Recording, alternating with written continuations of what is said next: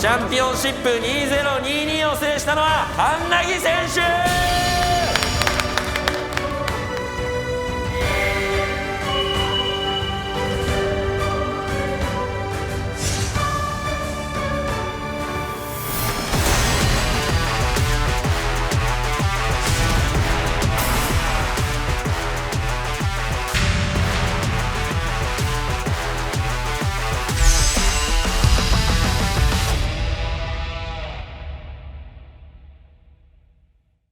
Hey everyone, welcome to the Digimon card game 2022 World Finals. I'm Eggman and I'm joined with DigiPanda digitally. How are you doing?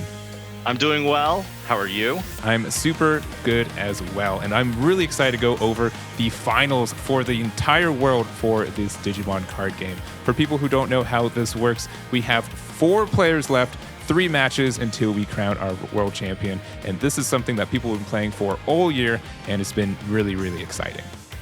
Absolutely. Yeah, and so how this is working is that we do have the Japanese side of the bracket and then the rest of the world as well. So we're down to our final 4 players, 2 from Japan and 2 from the rest of the world. And our first game we have is Masao from Japan with Mastamon versus Francisco with Crossheart.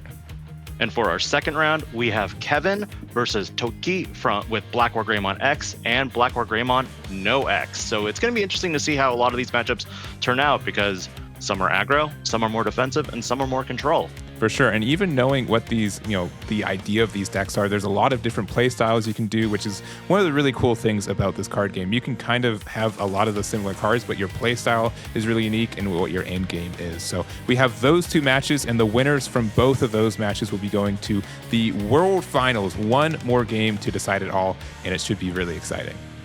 Who will be the winner?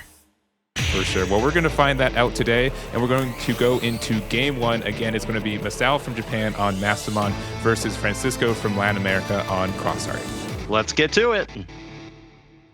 And here we go. The players are ready to go. Yeah, we are starting our opening hands, seeing what both players have in hand. And it looks like we have Francisco going first, hatching that Pikmons. The classic egg, and it's pretty much the best egg right now in Crossheart. Goes into a Sparrowmon, which is the best egg, but only great if you can follow up with a tamer play. And not an immediate play, and the think here means that they probably don't have that scene quite yet. We'll see what they decide to do to follow up the turn.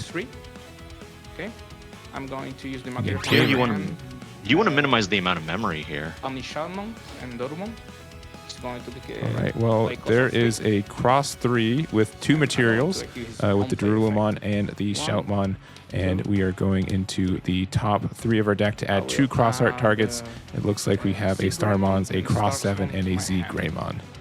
The great thing about that Omni Shoutmon, just real quick, it is also counted as a Shoutmon, so that's the great little thing there that you can utilize it with. Correct, and this cross 3, because of it, it did not get the rush that it normally gets with the regular Shoutmon, but it does have security attack +1, so if it does survive until the next turn, it can be, hitting potentially 2 damage. Masao, on the other hand, is considering what to do right now. There are quite a few power plays that you can start off with in a Mastamon deck, the best one being starter deck Gatomon, because you can immediately potentially add 2 from the top, and there it is. That is the Alt Art Gatomon, revealing a Omnimon Merciful mode, a Lady Devimon from BT11, and an Angelomon from BT11. 2 hits, and also at the same time, we are going to see that Masao has blinged the heck out of this deck out. Yeah, this is the world stage. You want to have the fanciest deck that you can get, and also it was a little unfortunate. Didn't see a rookie in that opening hand, no egg hatch, but we'll see if he's able to recover from there. Still, it's pretty good to have that Gatomon up and ready to go because you have the Angelomon, you have the Lady Devimon, so you can immediately go into your Mastamon potentially on turn 2. Yeah, and there's not a really good way for Crossheart to delete this with only 2 memory and what the setup is as well. And you are really tempted to swing with this, this cross 3, but without a tamer to help you, retain your sources, it's if it does get deleted in security, you lose a lot. You only have 4 Dorulumons. We don't know how many Omni Shoutmon he runs exactly. We have seen the list, but we aren't going to, memorize the specifics of it. Yeah, and so there's the Shoutmon there looking at the top 3. You finally do find a tamer. It is the triple tamer right there. Taiki, Kiriha, and Nene, and also picks up the Sparrowmon for an additional hit with that Shoutmon effect. Correct, and going back to 2 memory, which is pretty scary to give to Mastamon with that Gatomon just hanging out right there. Misao flips the egg this time, which feels like he's indicating he does have a rookie now, but he's going to go into the Angelmon first. 1 draw off that, and then trigger the when Digivolving effect of Angelmon, which lets you look at your security and add an Angel, an Archangel, or Fallen Angel. Snap picks that Mastamon, and then recovers 1. Correct, yeah.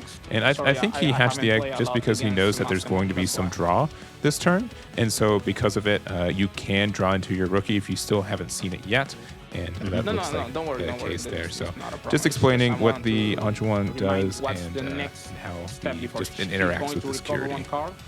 The other interesting thing here to note is that by flipping that egg, he does have a purple source now on the field, because by going into Angelmon, he locks himself into yellow cards. So if he were to play a purple-yellow option card like Chaos Degradation, Flame Hellscythe, they are viable, but at this point, I don't think they provide much value. Correct.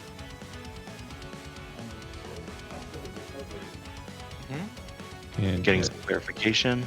Yeah, he shuffles his. Yeah, this is an international game, right? There's a lot of different time zones going on, and there's a lot of different languages going back and forth, and honestly, just a lot of different card arts too. If you are facing against someone who's playing a max rarity deck with some arts you haven't seen before, on top of everything else, it can be very intimidating. Yes. That Mastamon is not a gold foil, though. Yeah, it sure is not. Okay, perfect. We've not max rarity quite yet. Could be close, though, for all we know. Okay, so Shuffles up the security. Don't worry. Yep, and back to 5 there. This is interesting to see, because how often do you cut security? Not often. And again, with online, there's that extra barrier, and there's only so much you can do across the webcam, so we'll see that there. But it looks like we're going into the Ophanimon fall down mode. 1 draw off that, and because you do have a purple source, you do get to delete one of your opponent's level 4 or lower Digimon. Which that Omni, or not, the Cross 3 is a level 4, despite it being tall and having all the effects. It's only a level 4, so it can get deleted. And there goes 2 of those sources that can't be saved because of the lack of tamer. Because you also have a yellow source, you do get to recover another one. So Misao is now at a pretty healthy 6 security. Yeah, and deciding, finally I need the card draw more than anything. This does have blocker, unfortunately, so you do also lose the Sparrowmon because you haven't been able to set up your tamer. I'm going end my turn by playing that Angelmon inheritable. Since you have a yellow and purple Digimon with that Ophani, you do get that blocker on it. So playing the triple tamer there and passing it back to 1. Do you think it would have been better value to just play the triple tamer first before swinging next turn? Yeah, I wonder if he recognized that Ophani did have blocker, because even though like there's some justification that you want that card draw and you might be missing a piece or two, you spent a lot for that card draw. Oh, the 1 of Shoutmon Cross 4 has now been removed from the game. Correct. And with Misao from Japan, he's probably had quite a fair amount of time with Crossheart at 4, or Crossheart Cross 4 at 4. So Yep. seeing just 1 and being gone, probably very happy about that. Picks up the Ignitemon. That's a really good pickup for Misao, for the fact that next turn he can go Ignitemon over Niaro, and the turn after that push out. If the Ophanimon is still present, he can swing with Ophani, then go into and then swing with Ignite, and then pop the Ophani and pop any level 6 or lower Digimon that's unsuspended, and then play back Gatomon with Ophanimon's effect to start the process all over again. Yeah, Ophani has such recursion in this deck, and obviously it's a game of resources, with Crossheart also being known to recycle its sources and its cards. Ophani is, lets this deck do the same thing. So attacks into security, hits a Gato, and gets the save finally on that tamer. We also forgot to mention that the triple tamer has the effect of, at the beginning of your turn, you can slot a a cross heart or a blue flare Digimon underneath it to gain 1 memory and draw another card. So Z Greymon got slotted under, and we could be seeing a big play or push here in a little bit. For sure. And also, you can, once per turn, suspend it to be able to use the materials underneath it and other tamers you have to help make your Digi-Cross plays happen, which is really great. All right, well, finally getting a little bit of momentum for Crossheart, and so able to get the Shoutmon, able to get your tamer. And the big thing about Crossheart, too, is that it's really hard to determine how much reach this deck has because it plays a lot of its cards straight from the hand. We did also see that he did add another Sparrowmon earlier, so it was interesting to see that he digivolved the Pikmons into a Shoutmon instead, but it looks like here he's going to cross into a cross 5, and that's where that Sparrowmon gains some value from. You have 4 sources, only missing 1 card there, and you do get the reduction there, and I do believe you get to attack and get security attack +1 because of all this. Reboot. I'll attack security, draw a card for Starmon. And if you've already done it, yeah, it looks like we're going in for the security. This has 2 checks at 10k, and with the Darulu effect, you get the reduction of 2k. Perfect. Another Angelomon and an Ignite. That security is not looking too strong. That's one big thing about Massimon. You do have a lot of cards that can be strong in that security, but a lot of the time too, there's not that much for it. So, interesting play there. He did have the Ballista, but decided instead to use it to only pass 1 memory over to his opponent. He wanted to set up a blocker as well, but at the same time, your reboot on the cross 5 kind of protects it from any battle. Yeah, exactly. With that Sparrowmon as one of his inheritables, that's one of the things. And that's why I like Crossheart. Like, you get to build all these, kind of unique stacks, and you can kind of, get a lot of effects because of all the materials you're able to use with it. The combiner elements are kind of what's interesting in that, it's not conventional digivolving up 1 at a time. It's more like a combination and teamwork of Digimon together. Yeah, and this is why I think Crossheart's such a powerful deck, because at the end of last turn, we saw that Masao had, Ofani, they had 6 security, and there's only 1 tamer on, Francisco's side, and I think he only had about, 3 or 4 memory, right? Mm-hmm.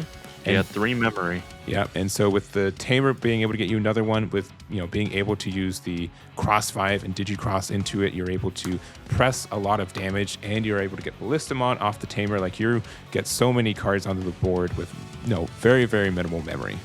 Mm-hmm. Okay, Masao considering what to do next here, because he's already digivolved into Ignitemon, drew 1 off that. What play do you do next? Do you pop the boost? There's the Chaos Degradation right there. The blingy bling gold Chaos Degradation from the next premium Bandai set. Yeah, and that's such a good card, and it helps bypass the material saves of that cross 5 because it doesn't get deleted, it gets sent to the bottom of security. So that just means that all of the resources that you use to get into that cross 5 are just gone and aren't accessible anymore. Yep, and he retains the blocker right now for, blocking purposes because he is low on security. We also know at this point that Francisco is low on Shoutmons because we've seen 2 go to the trash. This is the next one that he is showing us, and we also know 2 Sparrowmons are now also in trash as well. Yeah, but that's just the power. You had to give them now 8 memory to work with, and sure, they don't have a lot of cards in hand, but with just a couple good draws and maybe a good Digicross or 2, you can press a lot of damage. So Shoutmon is blocked from the Ophanimon. I don't know if I would have blocked there quite yet, but at the same time, this is where Ballistamon's going to go in now, hit another Gato, so that means 2 Gatos were in that security. Mm-hmm. All right, and so we do still have 8 memory. Let's see if they're able to use it. Ooh, that's a good start. That's a lot of value. Starmons, Ballista. Okay. No, maybe not a lot of value. We know that the Ballistamon, he has 2 Ballistamons, and he'll need a Starmons for sure right now if he's going to go up. We've seen the Z Gray at this point, so we can assume that he runs cross 7.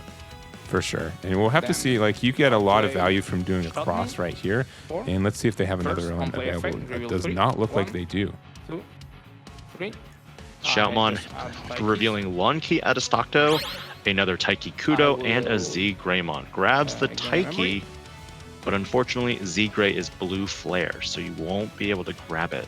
No, you will not. And it looks like they're probably just going to play Taiki again. It does, give your opponent only one memory to work with next turn. So a lot of setup for all of the materials you lost because of that chaos, but it looks like not a lot of pressure. Zenjiro Tsurugi, double Akari Hinamoto, and a cross 3 show up now. Adding the cross 3. Yeah. All right, going back to Masao here. Again, hasn't set up a lot. I mean, that Afani is a little oppressive, but let's see if they do the play that you predicted a little bit ago. Check. Goes into security with Ofani, reveals, Omni Shoutmon, survives.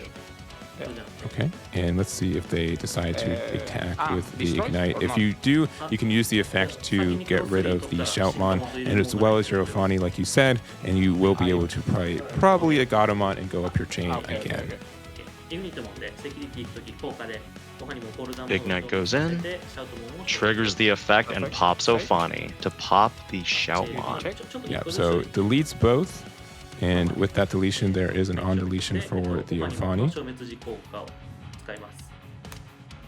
So using it to play a Gatomon that was in the stack, so was in the trash to play it again. Look at the top 3 to add a purple and a yellow card, which is exactly what you got there, a Witchmon and an Anjumon. That one is the old school one, the original one that from the starter deck, I believe, that lets you recover 1. Yeah, and then you also get the draw 1 and trash 1 with the Digi Egg as well. And we'll see what this security finally is. Another Tamer. And out comes Ballistamon. Yeah, and you do get to play that. It is another blocker available to you, and that's something that's very, very scary about this Crossheart security most of the time, is that there's so many Tamers that can be run, and that you can be hidden. That security is when you are trying to go for the win, you're giving your opponent more and more advantage. Purple feels like a deck that typically you're like, I want this Digimon to get deleted. So every time you swing against Tamer heavy decks, it's like, we've made the joke at this point that Aizmon has jamming because of that. Yeah, 100%. And being able to, the Mastamon list traditionally doesn't do a lot of damage all at once, which means that your 1 or 2 hits can generate a lot of advantage on the other side, which is a little scary. We know right now that there are at minimum 3 components for the Shoutmon Cross 7. We have the Darulu, the Ballista, the Z Grey, but we don't have anything else. We do not. And we also probably don't have Security Attack +1. We've seen 1 Omni Shout be deleted earlier and 1 in that security. So that's a lot of ending power with, you lose because of that. So looks like it goes into the Lady Dev. And then do we trigger the when Digivolving effect of trash 1 and return 1 Angel, Fallen Angel, or Archangel? There's another Lucemon Chaos mode. That's some value right there. There's 2 there, and that can delete a Tamer, correct? Correct. It can delete a Tamer on play. Or when Digivolving if you go off of a Lucemon, but we rarely see that ever. Yeah, and so it looks like you can do, use an Ofani here. You can use that to delete the Ballistamon as well as recover 1, so that can be pretty nice. This one won't have the blocker inheritable, but you could also see them just play the Anjumon and maybe potentially get the DNA Digivolution off of the Gatomon inheritable. I was a little surprised he didn't take the blocker Angelomon, because we know that with the Lady Devimon effect, when you play an Angelomon, you gain a memory with the Lady Devi effect. And there's no floodgates on the field for all we know that can do any of that memory prevention. All right, so we do have the Anjumon, so that will be for 6, you get the memory back with the Lady Dev. And is there a Mastamon? We saw one earlier in the game be added to hand, so we do know that. So that will get added to that hand. We'll use that effect to probably play a Chaos, and continue the combo. Chaos mode, yep.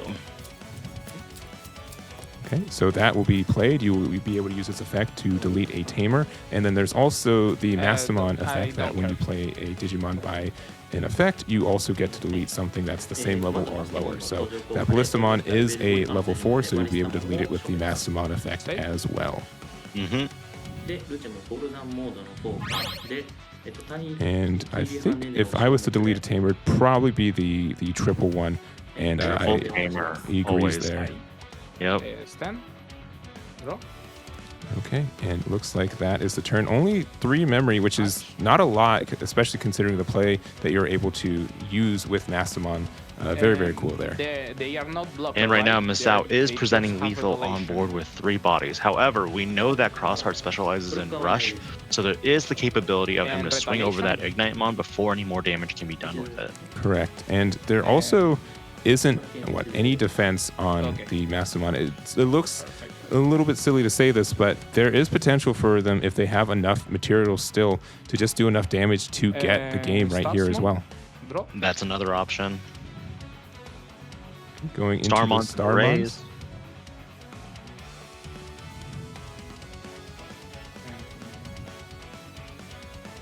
The beautiful thing about Mastamon's effect is that it's not once per turn, it's whenever Digimon is played.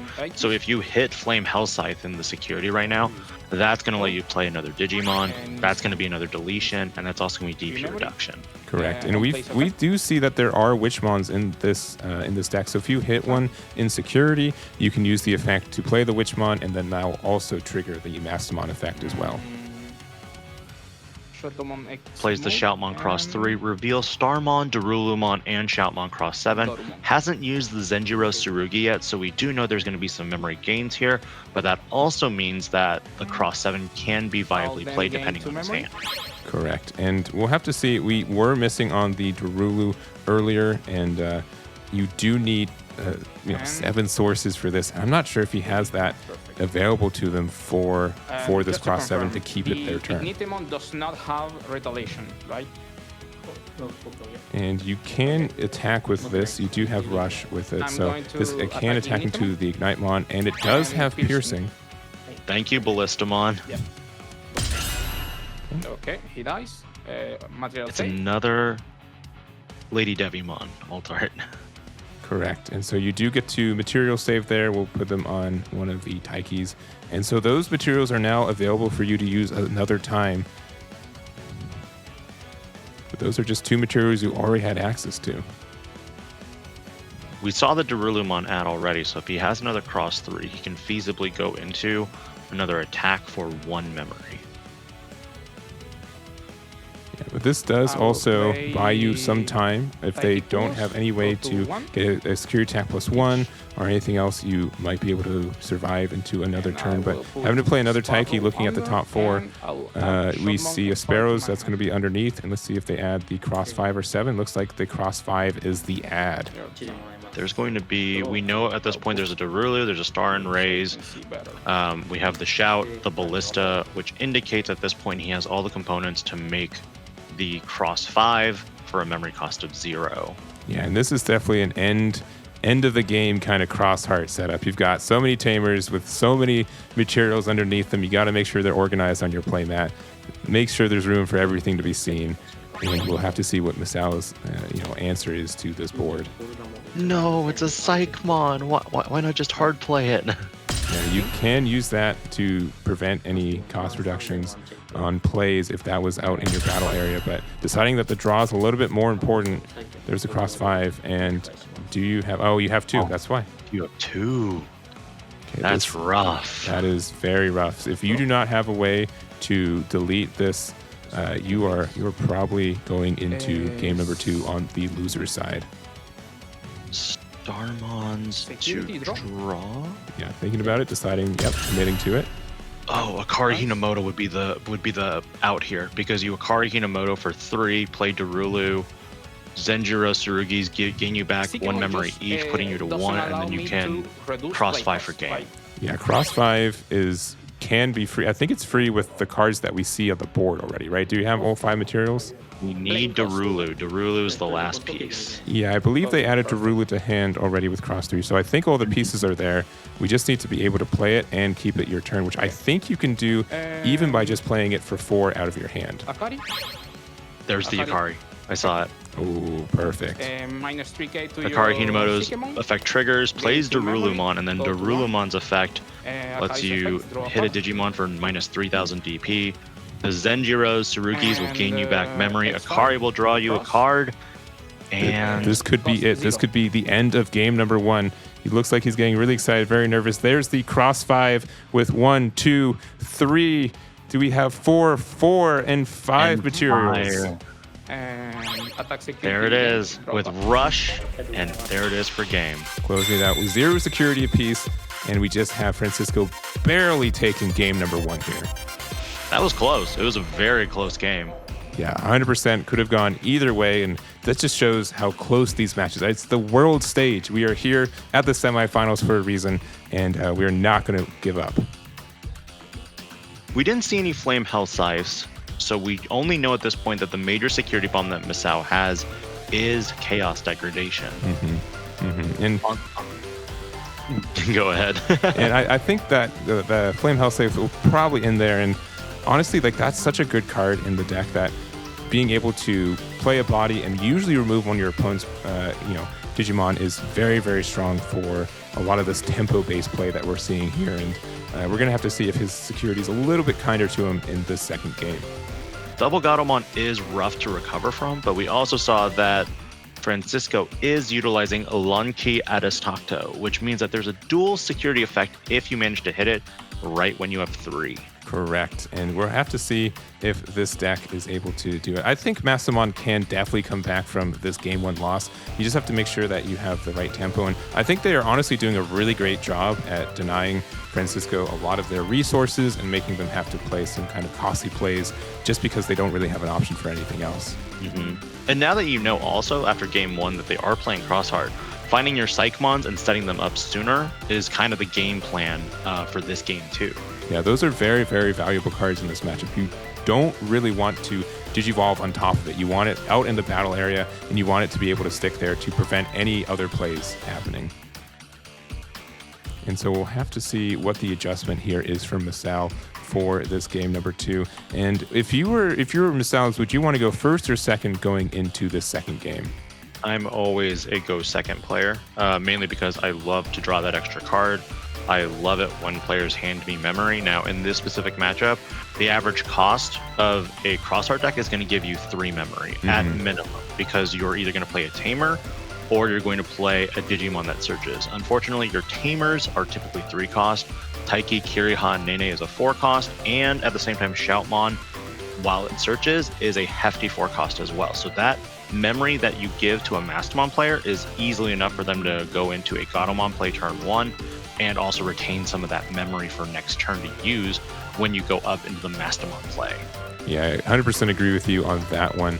And being able to have that extra card to help you get a little bit more consistency based on Mastamon, I think is very important. That could be the card. It could be the Psychmon. That's the major thing we're looking for now in this particular matchup. Definitely. So it looks like they are setting up for this game number 2 here, and we'll have to see what the decision is for who is going first and second. Okay, perfect. Good. Good luck. ココストデイモン黄色と紫でメモリーブーストを下で Doesn't reveal the egg again, but finds Ignite and Ordinemon. Ordinemon is a little different because it is actually a Fallen Angel Digimon, which makes it very interesting to utilize with this deck, because typically you can't find your level 7s. Yeah, and since it gets a lot, it's a board clear in a lot of sense. It gets a lot of recovery. It can definitely be the turning point from almost losing the game to just winning it on the spot. There's the search with the Shoutmon revealing Z, Greymon, Ballistamon, and Starmon. Ballista. Yeah, and this is a bit of the danger of starting and giving your opponent 5 memory as Crossheart, is that they have a lot of kind of like costly cards, but they let you search. So it looks like the Shoutmon into the Akari and no additional plays there. unfortunate because that extra value with Darulumon can be really helpful. And it was kind of a decision. Did you want to get the guaranteed draw after you use the Shoutmon, or did you want to use the Akari and then play the Shoutmon and get the draw from there? All right, looking very similar to this first game, being able to go into the Anjuamon, look through your security for an Angel, and add it to your hand and recover one if you do. The Ordainemon could be a major play later, considering we know Crossheart can build wide in certain instances, especially if they choose not to attack. The Anjuamon just adds another Anjuamon, and the security is shuffled after +1. Adding a card to hand is adding a card to hand, and that Anjuamon wasn't really scary in that security anyways, so I see no issues there. It's more scary as an inheritable because now you can block. And there we go at it again with the Ophanimon recovering and deleting a Digimon. Yeah, looking like pretty much the exact same setup as last game, but we do see that there's a tamer. I think there's a little bit more on Francisco's side on this starter, and we'll have to see if he's able to get a lot of value from this play. Starmon swings, Pikmons draws with that inheritable effect, and then promptly is blocked by Misao, and we get a save of the Starmons. Yeah, and being able to have this Ophani with the blocker is pretty huge, I think, being able to stop a lot of these attacks, and a lot of these like security attack +1s as well. Thinking what to do next. The question is, we know he has a Ballistamon in hand, so right now we have Stars, we have Shout, we have Ballista, but we don't have a tamer that can play the sources yet from underneath the tamer. So with Ballistamon coming out, Akari can just draw another card, and it's a memory choke at 1. Yeah, and so you're able to set 1 memory to your opponent, which means that they don't have a lot to work with. This Ballista probably won't do a lot of blocking unless you're attacking with the Ignite. You can use the Ignite to attack and get the deletion of the Ophani to get the deletion on the Ballista. And like you said, you do get that material underneath the tamer, but without any of the tamers that let you use those materials, you really don't have any advantage yet. I feel like Francisco will let some of these attacks go through first because you might find those tamers you need. It could be the Taiki Kiri Hanene, it could be the Taiki. Yeah, and looks like at least starting off with the Digi Egg for the draw one and discard one, so discarding a Witchmon, and looks like, yeah, getting the deletion on the Ophani to get the deletion on the Ballista, and again playing the Gatomon to look top 3 for a yellow card and a purple Digimon. We reveal, I believe, a security Impmon, I can't tell, a purple memory boost, and an oldie Devimon. Yeah, so adding the Impmon to hand, you can't get anything else because everything was purple, and you can only get 1 purple item. So hits the Sparrowmon in that security, and back to 1 with this Gato. We know he has an Anjuamon prepped and ready to go if he wants to go up the chain again. That will give another inheritable blocker if he needs it. Once again, peeking into that security to find something of value, and then checking hand. And you've gotten 2 more recovers since the last time you peeked, so looks like you grabbed a Mastamon, which is quite strong there. And the gold one. And the only issue with this play is that it's going to be hard to not give your opponent at least 3 memory here, and we'll have to see what the play to finish the turn is. Playing a Lady Devimon here would still gain you a memory back because of Angelmon, but you're just going to go with the safer play and go with Gato to double DNA next turn. Oh. Yeah, and you don't need the rookie anymore because we add 1 earlier in this turn, so a 3rd Gato and a Lady Dev I think is very strong. Yes. 5 memory though, that's quite a lot to give to a Crossheart player, but as you mentioned earlier, the lack of a Taiki Kiriha Nene or a Taiki is kind of safe. Yeah, without those materials underneath the Akari aren't really doing much right now. They're not really resources you can use, and you have to find a way to get them online.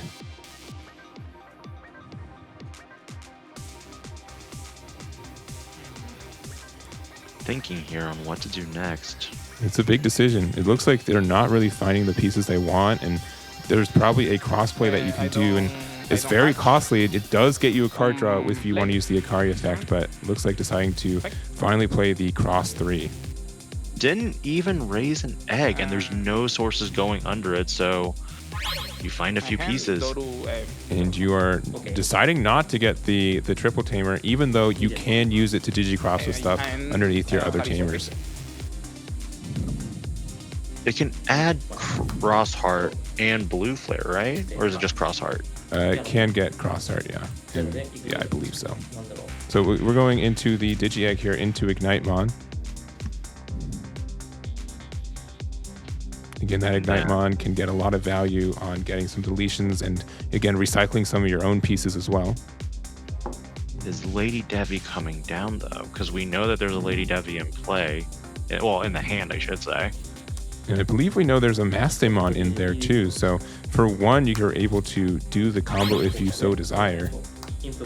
Oh, is he going to recycle the... Is he going to recycle the Ophani? Yes. Ooh, yeah, that's very strong. So you can use this, and you can Digivolve on top of probably the Anjuamon, but nah, it looks like Maste is the play. I think the reasoning for that is because you can Master him on first, put a level 5 or lower Digimon into the security. He's already seen that security 3 times. So now we know that he's going to play probably a level 5 Digimon.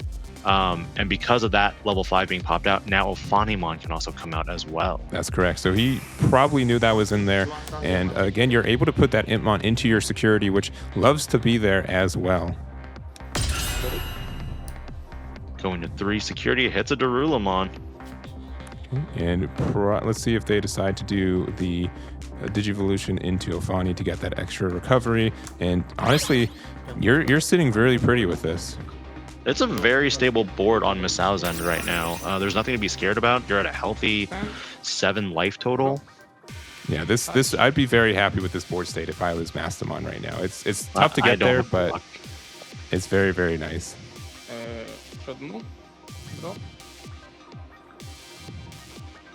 Goes into the Shoutmon in Raising.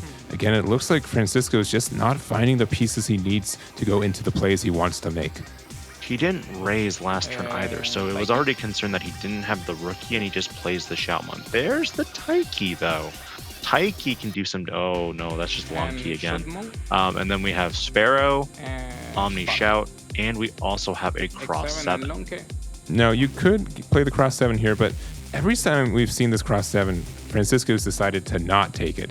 There's always been something a little bit better for him to grab, and we'll see what the decision is after this. The problem with the board state right now is you also have an Ophanimon that can act as a blocker. You have a Mastemon that acts as a blocker. So whichever one you delete, you're still going to be dealing with a blocker. Yep, and so we're playing this Cross 7. We see the Omni Shout, we see the Z Greymon, we see the Ballista. That's 3 sources already. There's Darulu. That's for 4. There's Star, and we know that he did add a Sparrow to hand. So he already had the Cross 7 in hand to utilize if he just needed the sources. Yeah, so at the end of the day, this is going to cost 2 and lets you draw a card and decides to get the deletion on the Mastemon. Unfortunately, there's an Ignitemon on standby right now. Yeah, and even though it's a Cross 7, it is level 6, so if you would want to get the deletion on this, it will be pretty easy and advantageous for Misao. Even though that Cross 7 does gain plus 1000 DP for every 2 sources? For every 2 sources, correct. Yes, the Ignitemon is just going to pop it before it can even declare a block. But on the bright side, you will get to material save some stuff. Yeah, and so you're using the effect of the Digi-Egg to get the draw 1, discard 1, and then you're using the effect of the Ignite to get the deletion there. So you do have material save on the Cross 7 side to decide which sources you want to save, because you don't get to save all of them. So you summon first. What was the and then missing I source for this Digimon? I think he had, was it a Starmos? No, I think everything was there. Yeah, because the optimal you get 6 sources for it. So yeah, the entire stack is there. It's a little confusing. It's called Cross 7, but you only have 6 sources. Yeah, when I first opened Cross 7, I was like, is this level 7? And then I was like, oh, no, you're level 6. Yeah, He has to resolve his undeletion first, and then I resolve. And deciding again, like, if you were in this position, which materials would you save? If I have another Cross 7 for a follow-up play, I'd probably keep the Zeeg and Omni Shout for sure as some of them. Probably Darulu, and it looks like he didn't want Zeeg. He might have another one already on standby, ready to go. Yeah, and we don't know exactly what's in his hand, obviously, so that does, present a factor. So I'm going to put everything on Akari, which is a little bit dangerous because we know that there is a Lucimon Chaos mode. And Oh no, there's the Lady Devi. Oh no.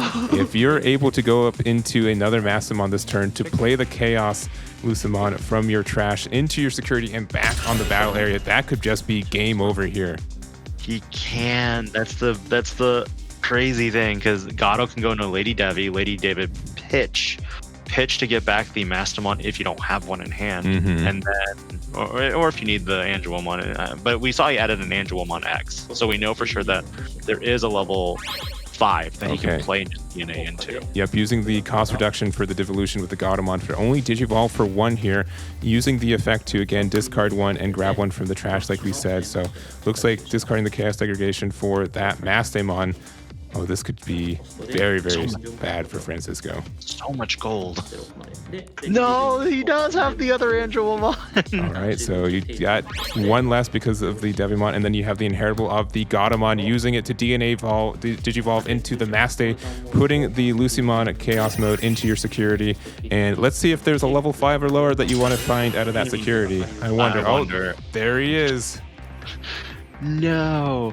That's so heartbreaking to lose that Akari Hinamoto to a Lucimon Chaos mode play, but that is the read that Misao would go for. Yeah, and this is a way different game than game number 1. Misao's been able to stabilize, been able to cut them off from a lot of their resources, even gets a blocker here to get rid of that Shoutmon attack. So 7 security, 2 bodies on the board, and only 2 security left for Francisco. This is approaching game 3 territory very, very quickly. And it should be known that Lucimon Chaos mode, despite looking like a fallen angel, is actually a demon lord. It is. So it does have a little bit of mismatch for some of the effects to, grab it from trash or security at times. But when it hits the board, you're very, very clearly getting rid of some of these tamers that Cross 7 or the Crossart players putting out. Cross 3 comes down, no other sources, but reveals another long key, Shoutmon King version, and Shoutmon, and adds both immediately. Oh, those are not the ones you need. You have that one, right? You need other ones. Swing into security hits Witchmon. Oh no! So Witchmon uses a security effect to be played, and then Mastamon's able to use its all turns effect to get the deletion on that Cross 3 as well. And now Misao presents lethal next turn with 3 bodies on board. Yep, game is in the future here for Misao, and I think game 3 is almost guaranteed at this point. Witchmon resolves its security effect. It returns a purple card, I believe, to the hand from the trash. Correct. Not that Misao needs that anymore. He just needs 1 more turn, and he could even take 2 or 3 more turns. I think this is going to be a game number 3. And it looks like Francisco is just considering his options. He does have quite a few cards in hand, but maybe just not the right ones for the plays he wants to make. Taiki, Kiriha, and Nene comes down. 4 memory is a lot to give in this current game state. We've seen 2 long key out of stock does. We don't know if he runs a 3rd, but at this point, we would only see the secondary effect go off because he is less than 3. All right, swinging in with the Lucimon. You get a Darulu, so nothing too scary in that first hit. Will this next one decide it? Zenjiro Tsurugi could buy him a turn. Could, and we hit into another Shoutmon, and we have Mastamon attacking for game. We are going into a game number 3.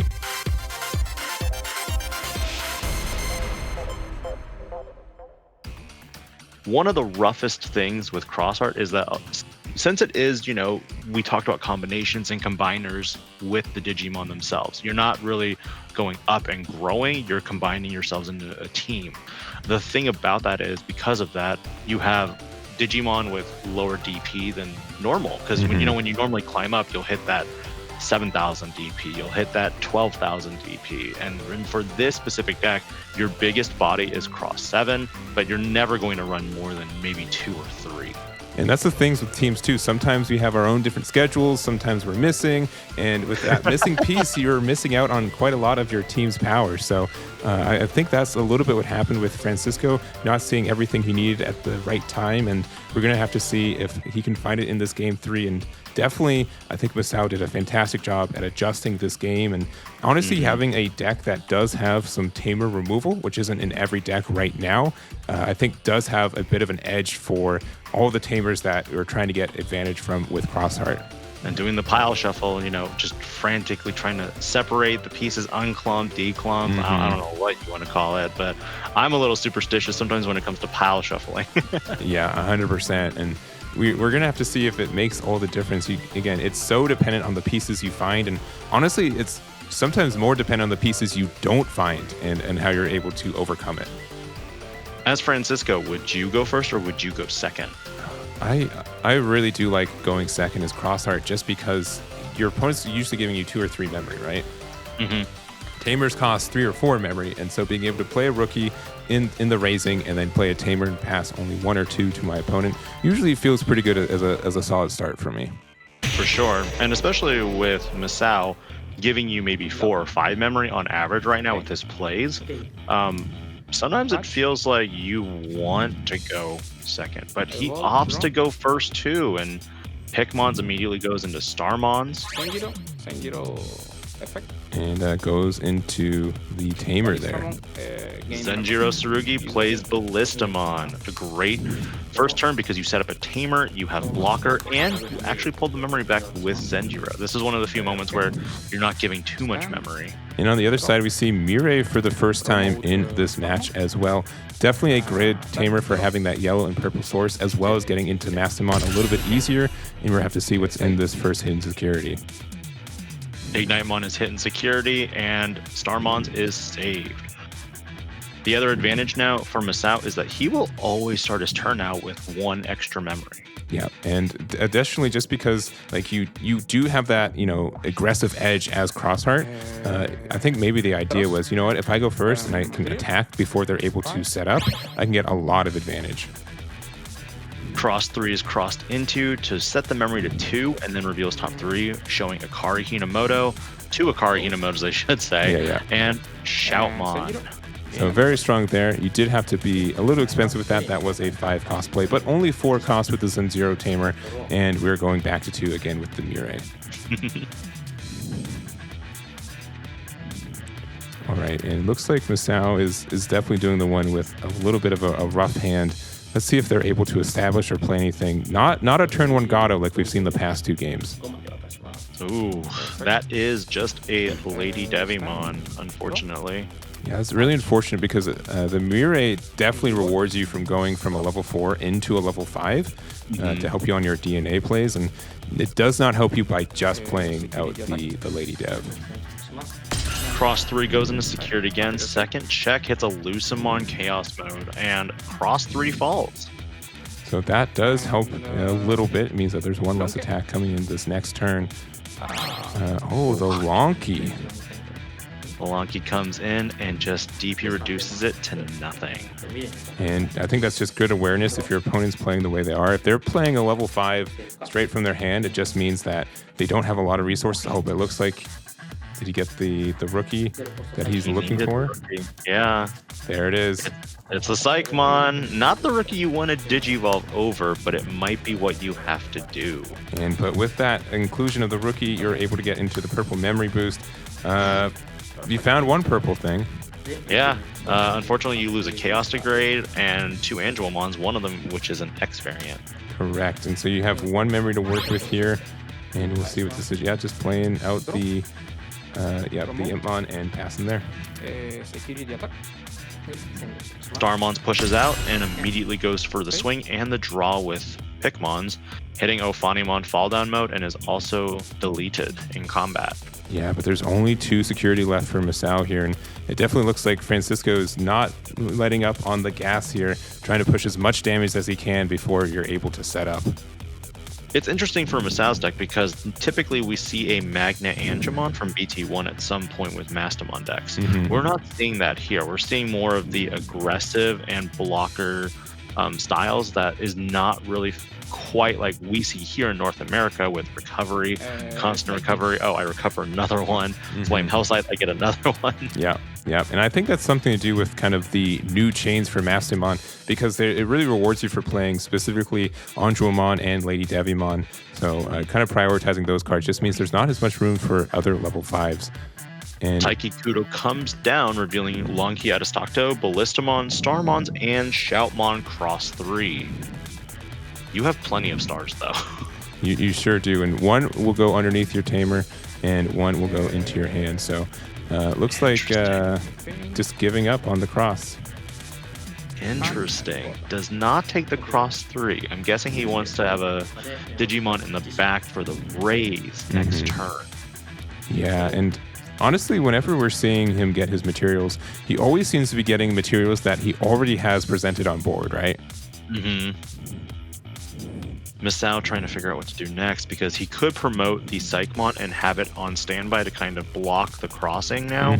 He also will stabilize his memory a little bit better because he's going to go up to maybe 4 or 5 memory, which means that should he decide to swing with this Impmon, he does have only one body now, so he can go level 4, level 5, play a level 5, and then go into a Mastamon play. All right, and yeah, deciding to raise it up. Again, this Impmon is tempting to attack with, but at the same time, you don't really get any advantage of it yourself, so that might just be hanging out here for a minute. If you want to use Mirai, you gotta lose the Impmon. You sure do, right? You also would have to lose the Psychmon as well. Yeah. The other question here, the thing in question is, statistically, are you likely to hit a tamer in security with this Impmon? Because if you do, it's gonna stick. Yeah, you're very, very likely, and if you hit something like an Akari and you have a Darulu in hand, it also gets rid of the Psychmon as well. But it does put you back to one body. You're right. It does help you there. So is it a win-win here if you hit the Akari, but a lose-lose if you hit, everything else that's a tamer? I don't know about that one. Looks like they are considering using the delay effect on the purple memory boost, so you get that 2 additional memory, and then looks like just, again, missing out on those level 4s. No Gatomons in sight, and just playing a Lady Devimon for his play cost.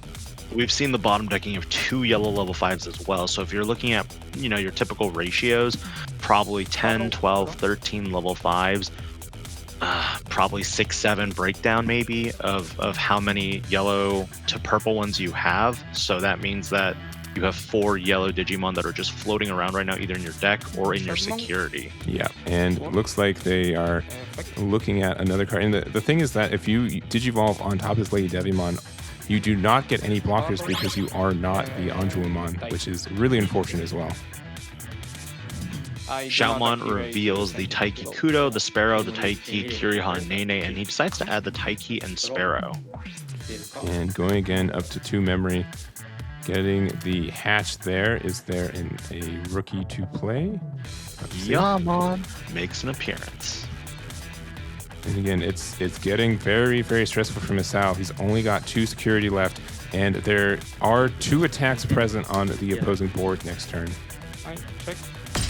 Hitmon goes in, security drops, and there's the Taiki. The jamming, we've talked about this entire time, and that's really bad because he is actually giving him more fuel for that cross. Including a Darulu, which could be used to get rid of that Psychmon. You need to put him to at most. Actually, you need to put him to 1 memory. Yeah. You have to. Oh, but deciding to put the Darulu underneath the Taiki, which to me means they probably have an Akari to hand, and getting the cross 5 as well. Yeah, that's a huge telegraph there that he has the Akari in hand now. Misao needs to not give him more than 1 memory, because he gives him 2. Akari comes down for 3. Plays Darulu, Zenjiro procs, gains the memory back, and then also Akari procs, draws a card, and we know he has cross 5 in hand with all the components already present and ready to go. Yeah, really, really tough spot, but the security for most Mastamons can help save you and get you at least another turn, so we'll have to see how kind it is for Misao for this game. Chaos Degradation could be helpful here. We don't know if he runs Dead or Alive. Dead or Alive could be useful here to bring back that Lucemon Chaos mode and pop the Zenjiro, which would really be bad. Yeah, getting rid of the Zenjiro does, turn off a lot of this memory gain as well, but looks like going into a Mastemon there. You do get a recovery with this play as well. Looks like But you will not get to play the Digimon, unfortunately. Yes, correct. Because since it was not DNA Digivolved, you only get the recovery there, which is still good, but a little costly. I guess the question here would be, would you want to be able to look in your security to just kind of see how it's going to end? Or would you rather just be a surprise at this point? At this point, you got to have it as a surprise. You can't lose hope. And sometimes I look at that security and I'm like, oh my, have I already lost? Sparrow hits that Lucemon Chaos mode that just got put in, or there's a second. I think he runs too, so it could be anything. Yeah. We'll find out shortly. There's the Chaos, but a little too late, unfortunately, because I don't know. That actually is not bad, considering the Shoutmon is now missing, which means that unless Francisco has a Shoutmon, he will not have Rush. Correct. And yeah, it was a little unfortunate. You'd want it to be one turn, like at least one attack earlier, but using the effect there to get rid of the Psychmon, and you're at 1 memory, but you need at least 2 more attacks. No Rush here, but the question is, did Francisco draw the Shoutmon off of the Akari Hinomoto? There are a lot of ways that Francisco can win right here, have this be the final turn for Masao in this tournament, but we'll have to see what he's able to create. A cross 7 works here too. It gets a removal, but you can't keep it your turn because a full is 6 and you've already used the Zenjiro, right? Yeah. It looks There's like the cross 7, because it doesn't need Shoutmon, it just needs Omni Shoutmon, so it's a little different. So there are 3 sources, 4 sources, and I think we have one more. Yeah, there's the Starmons. There's the reboot right there. And I'm going to destroy all 6 sources right there. You do get a on-play deletion of something with less than DP, which that Mastemon, despite it being a 13k, is not as big as that cross 7, and only giving your opponent 1 memory 2 with the Mirai. Francisco has done an amazing job choking Masao on memory every turn in this match particular. We've seen how flexible Crossart can be, and even in the face of a floodgate like Psychmon, it don't matter when you have Akari Hinomoto and Darulumon. Yeah, Masao has to do something here. This could be his last game of the 2022 season, last turn of the 2022 season. Looking at that hand, I think a Chaos Degradation would be a good start, but again, that's giving a lot of memory back to your opponent. It does remove all of the sources for that cross 7. It can't be material save because of it, but we'll have to see. Definitely thinking what to do here, because even if you were... Unfortunately, you don't have a Gatomon play either, because you need 3 memory to even do that. All right. Hard plays it. All right. Yeah, it looks like slim options here. Finally saw Gatomon a couple turns too late. Unfortunate. And let's see if Francisco can close this one out. Avoids actually the Mastemon. That's interesting, which means that he already has a Mastemon in hand. Yeah, but this, just based on the way that he's been playing, probably has a lot of level 5s and level 6s in hand, and just really unfortunate not seeing that level 4 a little bit earlier. All right, Sparrowmon in raising. You are attacking with the cross 7, hits into security into Devimon. And you have 1 more cross to finish the game. Do you have a cross 5 with enough components to keep it on your turn with a rush Shoutmon? I think he has it. He's shuffling a lot of cards. He's counting. He has a lot of cards. I'm going to declare...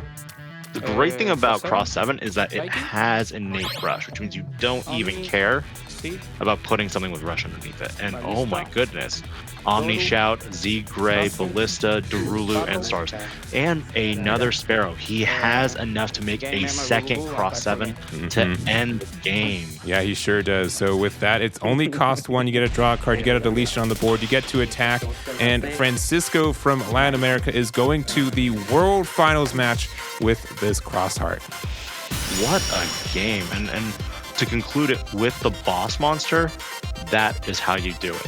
Definitely really making sure to utilize all of the cards that, makes Crossheart very unique and being able to take that last game. And here is semifinals number 2 for you guys. We have Kevin from North America running the Black War Gray X versus Toki on the Black War Gray without the X representing Japan. This is going to be an exciting match considering there are some protection effects that both players will have. You can't de-digivolve with Metal Greymon X present. And this is something interesting. Kevin was playing Crossheart in the North American finals and did get second to that Black War Gray X. So looks like he's been tempted to that deck, and we'll see if it's treating him well in this tournament. For sure. And it's going to be also interesting because we noticed that there's more aggro for one player and one player is doing more defensive and control elements. Yeah, and pretty similar to how we saw that last match, right? With Shoutmon being able to be a little bit more aggressive and Mastermon being a little bit more control heavy. We're going to have to see if control can do a little bit more in this specific matchup.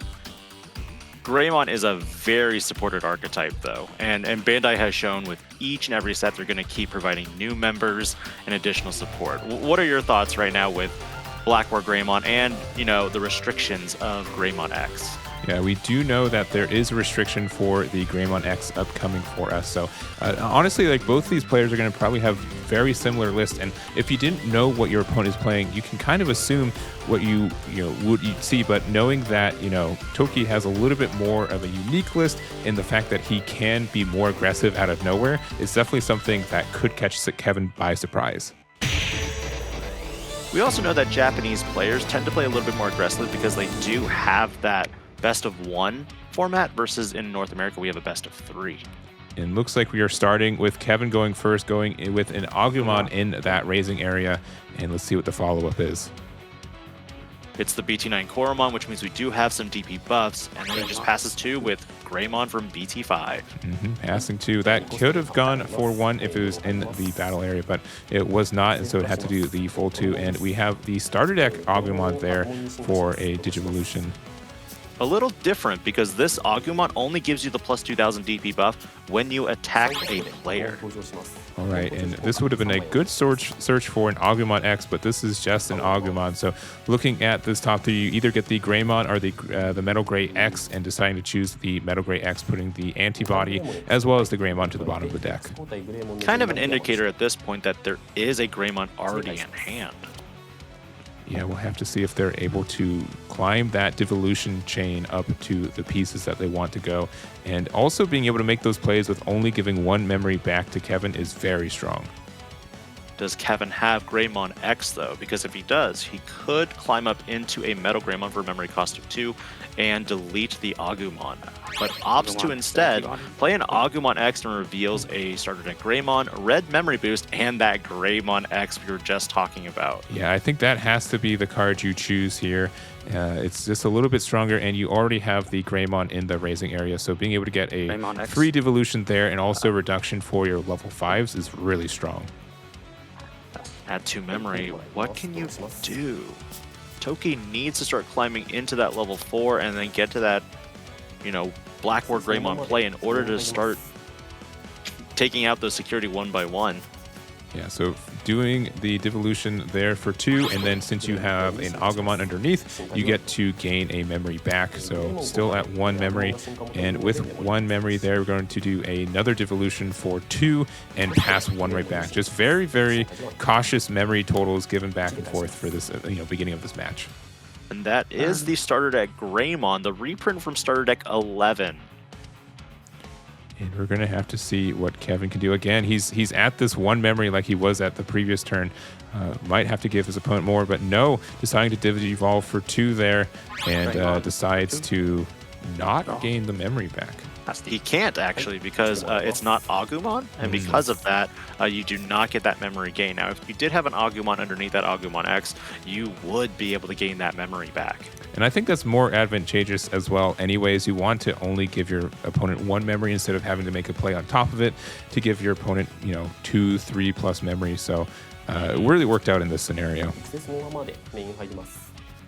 It is right now kind of a game of chicken because if one player pushes out their Digimon, it is more likely to be de-digivolved. But at this point, we saw Toki go straight into that BT8 Metal Greymon, de-Digivolve that Greymon by one stage, and then delete one of the Digimon with 3000 DP or less, which was Agumon X. Yeah, a very strong card for this archetype. It does a lot of fancy things. Being able to de-Digivolve, being able to get a deletion. The inheritable for this card is great as well. And with the Greymon X antibody, you are able to Digivolve into it for just 2, which is incredibly strong.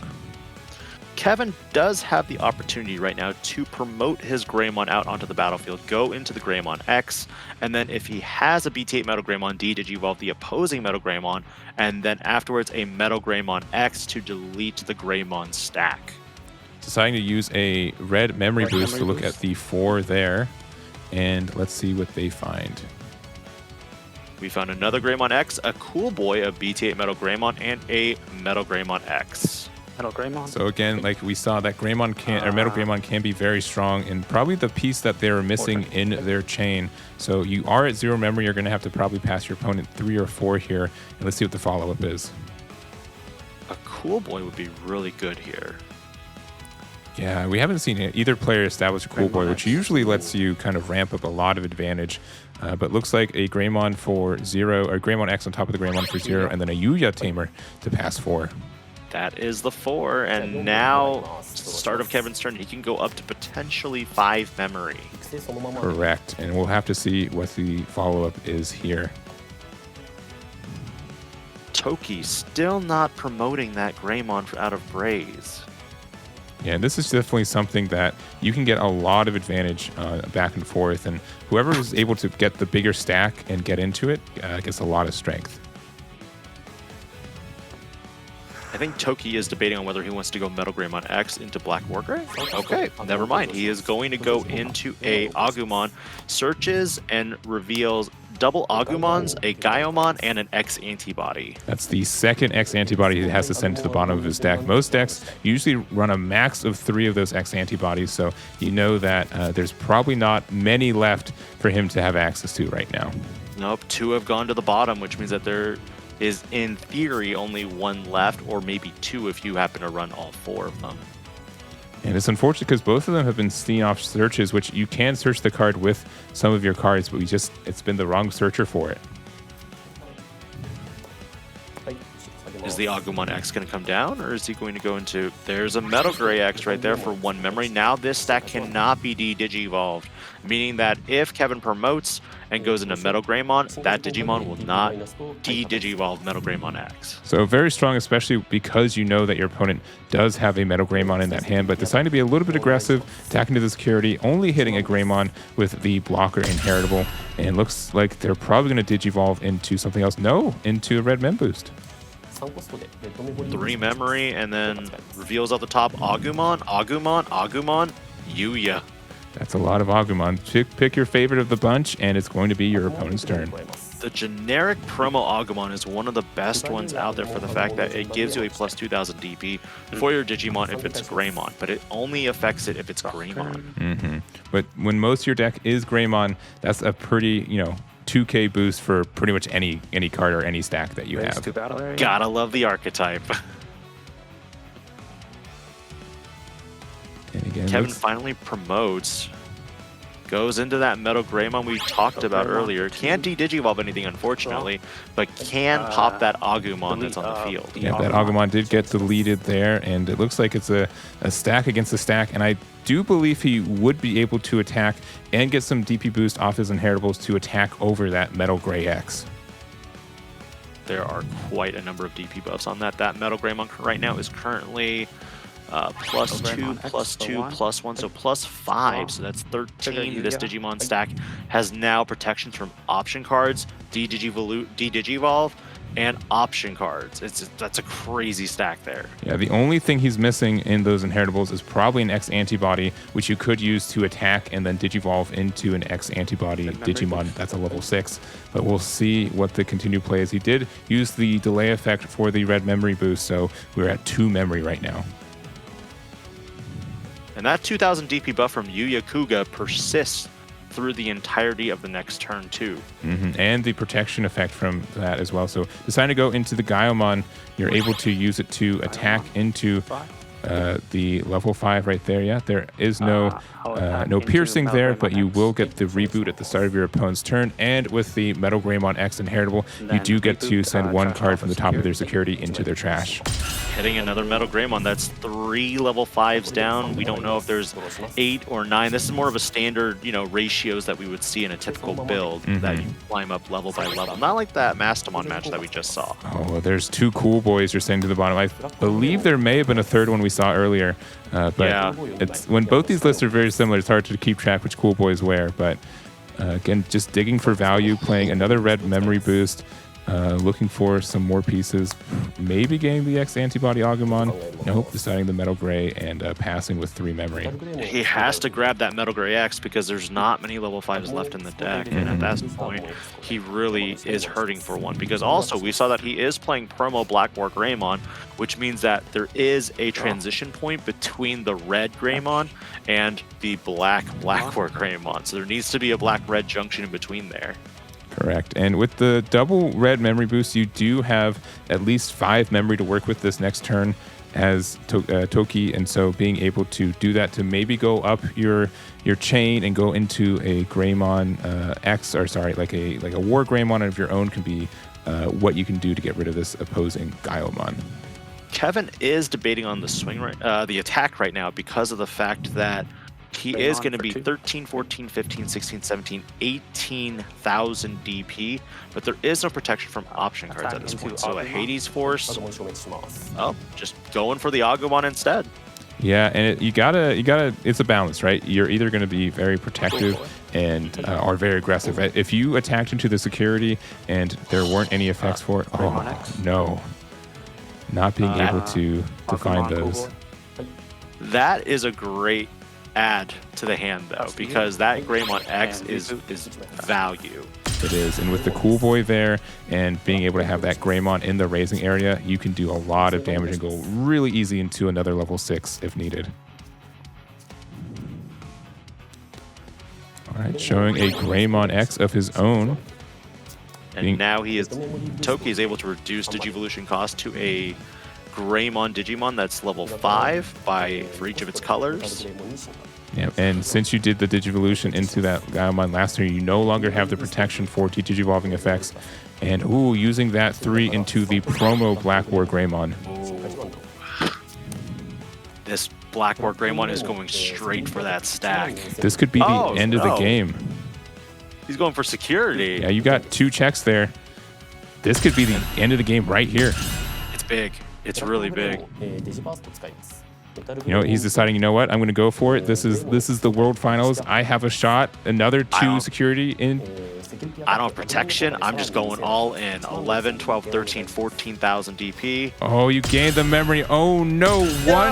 One away. One away. You know that Kevin is definitely sweating on that. Very, very close to just losing by 1 memory that previous turn. He has 3 memory to work with and his own stack, but no cards left in his own security stack could be quite dangerous.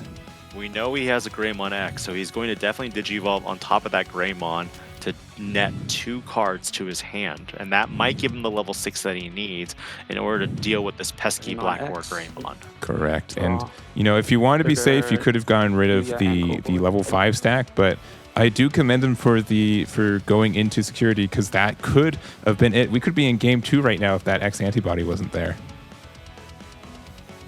Do you see yourself more of a greedy player, or do you see yourself more of the guarantee? Oh, it's so tempting.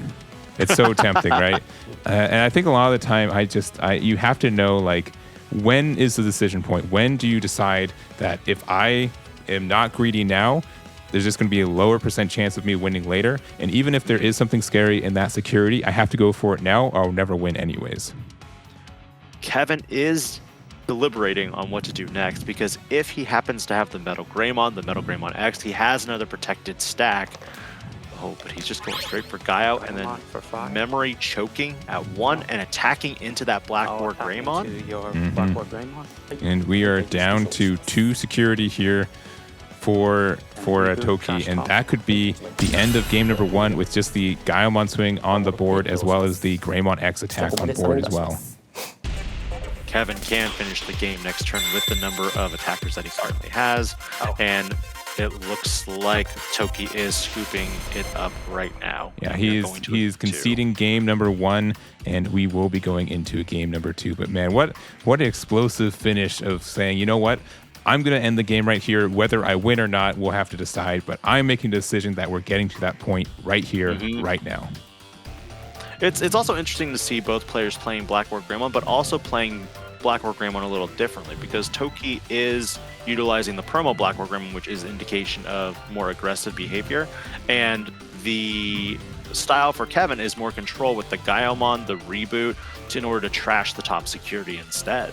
I agree, and I really have to commend Toki for going for it, because when people are in these high stress situations, high pressure, they usually play a little bit cautious. They don't want to get greedy. They don't want to be very put themselves on the line, right? But absolutely making that decision, like, I want to win right here, right now, and so close to getting there.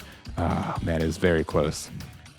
The top lines are again similar, but I think my question for you right now, as our players are getting ready, would be what do you prefer? Do you prefer the Gaiomon? Do you prefer the Black War Greymon X? Do you prefer BTA Black War Greymon, or do you prefer the promo Black War Greymon? I traditionally like to get into a game state where it's guaranteed, right? Which is, I mean, everyone loves that game state, right? And I would say that traditionally the more defensive Black War Greymon X variant gets there more often. But at the same time, if you're able to go into Black War Greymon with the Digiburst to get the unsuspension and catch your opponent off guards, you sneak a lot of games out. And even with the promo Black War Greymon, you can utilize all your Digivolution sources and then end your board state by going into Black War Greymon X. And now you have a reboot Digimon that can redirect attacks to it. Correct. And that Black War Greymon promo has been around for a bit of time here, and it's really interesting to see the utilization of older cards still be present today and being able to get new uses in different decks. And so what do you think the adjustment has to be here for Toki? I think he'll probably be a little bit discouraged for the second game to be so aggressive, even though that could be the thing that gets him this game number 2. And I think that one of the major things is we see how aggro Toki's deck is based. So the question becomes, does he want to be first to set up the stack in raise, or does he want to be second so that he forces Kevin to push out first and then utilize his stack on the next turn to de-digivolve and to delete that Digimon before it does any additional damage to his security? Correct. And we're here in game number 2. Looks like they're setting up their security here, and we're going to have to see the decision of Toki if he wants to go first or second in a game number 2 of the second semifinals for the World Finals. It looks like Toki is deciding to go first, raising a BT9 Koromon for that plus 1000 DP buff, and playing a red memory boost to reveal Agumon, Agumon, Agumon, and another red memory boost. Yeah, so didn't see a rookie at this turn 1, but we'll definitely see a rookie for their second turn, and where it looks like we're going to start over with Kevin with 3 memory. We've seen opening turns like this where the Black War Greymon player was defeated by turn 2. But it won't end like that because of the fact that both players are playing identical decks. And Kevin just flips an egg and passes? Oh no, that is horrible to see. Just means that they're not finding what they need and not even feeling... Oh, okay, sorry. It looks like they're on the wrong side of that memory. So 3 memory still there, using the Agumon. That's what it looked like at first. I was like, it sure did. What? It sure did. So Yuya there, and here we go. We have a black source now stable, so now Hades Force is active as soon as that Agumon turns into a Greymon. And that's a really important card because we know the winner of this match will be playing against Crossheart in that World Final, so definitely a good tech card, if not for this matchup, for that Crossheart matchup that they're going to have to face next. Toki is finding his Agumons and actually able to dig further for the Greymons and proceeds to just add the BT5 Greymon for potential 1 memory cost Digivolve next turn. Yeah, Red definitely went from a deck that needed a lot of pieces and had a hard time finding it to, with the Agumon, the Greymon package, and the X antibody package, being able to find everything very quickly for very cost efficiently and being very, very scary and efficient. It's one of few archetypes that is very strong and actually continues gaining support with BT12, BT13. Other archetypes that we don't really see much of, but we might see more of it grow as we go with time is we have the Phoenixmon line, we have the Gallantmon line. For sure. And obviously, you have to print support for Greymon, right? So Yes. there's always going to be more Greymons to use. And looks like they're going into the Greymon X in the raising area. And looks like they, a cool boy pass to 1. I love doing that. That's such a powerful play. Kind of interesting that the Greymon X was played preemptively, because that would have been an extra plus 2000 DP buff with Yu Yakuga. It could have been an extra memory gained by the cool boy. But I guess what... It must have been drawn by the Greymon X. Yeah. I would hope to think so. Yes. The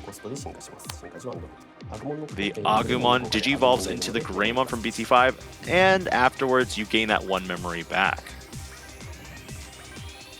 And at the 0 memory mark, we're going to have to see what the follow-up play is. You don't really want to get something out too expensive on that board because it can be interacted with. And, Blackboard Greymon X is so good at getting rid of cards on board. We do see a Greymon X in Toki's hand. Or at least I think I see one. Yeah, there it is.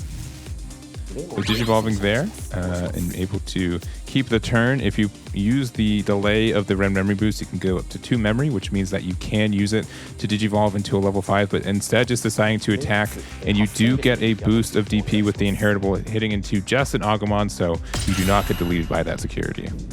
8,000 DP. Yep, and then going into the security attack plus 1, putting your opponent at 4 security is usually very advantageous, because if you decide to go into the Blackboard Greymon promo again, you just need 2 swings attacks with it and get with the security attack plus 1, and then you get 1 final attack at the end. Yes, I think that's Toki's play right now with why he went with the starter deck Greymon in the raise, and he needed to just take 1 security off of Kevin. Correct, and this also means that they have to try to get rid of this Greymon X as well, and it looks like perhaps Kevin's not seeing his pieces, are just being a little bit hesitant. Remember, it becomes a game of chicken when it's a mirror match between Blackboard Greymon. Man, I'd really like to see what's in Kevin's hand, because it looks like he's deciding to not bring up the Greymon X, instead looking at the top 4. There's some level 5s. If that's what he's missing, he's got 3 Metal Gray X right there, ready to grab. Ooh. What a reveal. Yeah, that is 3 of a kind right there. We know Kevin also has X antibody, which means that if he were to go into a Metal Greymon X next turn, he can slot the X antibody underneath first before doing so, and then be able to delete a Digimon with 6,000 DP or less. Yep. Decided to take Greymon the X, favorite Greymon one X, of the Metal Agumon. Greymon X, whichever one he likes the most. Puts it into his hand at 0 memory once again, and we'll have to see what the play is from there. A cool boy? And it's a bit dangerous, because I think, and the hard pass to 3 for real this time. For real. And this is quite scary. This could be enough memory for the end of the game with Toki and the Black War Gray. If Toki goes Greymon X, He does. and then goes into Metal Greymon, He does. And then what? What is he going to do next? pop the mem boost. Yeah, use the delay on the mem boost. You have 3 memory. You go And then again. Blackboard Greymon. All right, this can attack twice and has security attack plus 1. Oh, the Gravity Crush as well. Oh god. Putting the X antibody underneath it. Gaiomon? Okay. Not yet. Red Not yet. memory boost. Nothing. Okay, Greymon X. You're using the effect to get rid of 2 sources. Doing it again. He's going in for game again. Not phased by the results of the first game. You would need to probably get rid of the Koro because it's only 1 versus 2k. And you still want the protection off the X antibody. Correct. 2 checks. And you are large enough. Oh, there's that X antibody in the security once again, but you can end it with this Greymon X. And that is the end of game number 2. Toki not punished for going aggressive this time, and instead rewarded with a game number 3. Toki learned his lesson though this time. That's why he slammed that Gravity Crush out and said, "I am not losing to this again." And he would have if he didn't. Because there was that X antibody in that security, they would have to pass to 1 once again, and he decided, you know what? Not again. We're getting into this game, and we're going into this game number 3. That was a really strong play, and it also was a high stake play, but also had a little bit of protection with it for the fact that he had the DP buffs, he had the protection, and he also had multiple unsuspend. It's just a great way to do it. 100% agree. So we're going to have to see what game 3 is going to look like. It seems like every time that Toki is able to be very aggressive, go into his Black War Greymon and get that security attack +1 with the attacks, and we're going to have to see if he's able to do it a third time for game number 3. Now, what adjustments do you want to see from Kevin for this game number 3? I think it depends on if you can find your pieces, and that's one of the big things here. We saw that he had a lot of red memory boosts in the security this time, which means that we haven't seen really a Hades force from either player. We don't know what other bombs players could run into. We've seen the pseudo hammer spark effect of X antibody, but we haven't seen anything else that really says no, stop. Agreed. Yeah, if you're able to set up a Black War Grey X, that's something that we haven't really seen from Kevin on this first game, our second game, that could put a lot of stop to this Black War Greymon attacking into the security and just have a lot of defense that he's really need. I mean, even if he lets one attack go through with the Black War Greymon, the thing about that is when it unsuspends, Black War Greymon X just says, I will delete you for unsuspending. Correct. No more. Correct. So could just be that simple if he's able to go into that Black War Greymon X, and we'll have to see if he's able to do it in this game.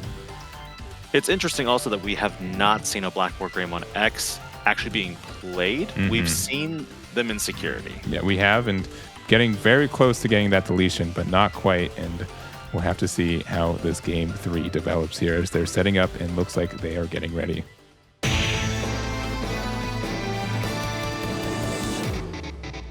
All right, we are getting into this game number 3, and let's look what Kevin decides to go first here. Digivolves into the Agumon promo. 2000 DP buff, let's go. Very strong. Cool boy? Or Mem Boost? Looks like just an Agumon looking at the top 3 for your pieces. Yuya, Agu, and Gray. Find the Gray, that's the good thing. Yep, Gray is the only target, and it is, the next piece for your chain since you have 2 level 3s out, and we'll have to see what the counterplay is for Toki. Raises the same, mirrors kind of in some ways, but uses a starter deck Agumon instead. I enjoy playing these tamers when I'm at 3 memory. Give my opponent 1 and guaranteed 3 memory next turn. Very optimal time to play it. Indeed. But at the same time, we know that Kevin does have that BT5 Greymon, so he does have a chance to Digivolve into that Agumon on the field and then retain 1 memory and still keep it his turn before Digivolving into the Agumon in the back for maybe 2 memory. So it's not as bad of a memory trade-off there as it would be if he were to just Digivolve into the Agumon. Yeah, To Greymon. Yeah, it looks like Kevin's deciding to raise the Agumon. And let's see if he could Digivolve into the Greymon for 1. And it would be pretty strong with a 2k boost from the Agu and 1k boost from the Koromon.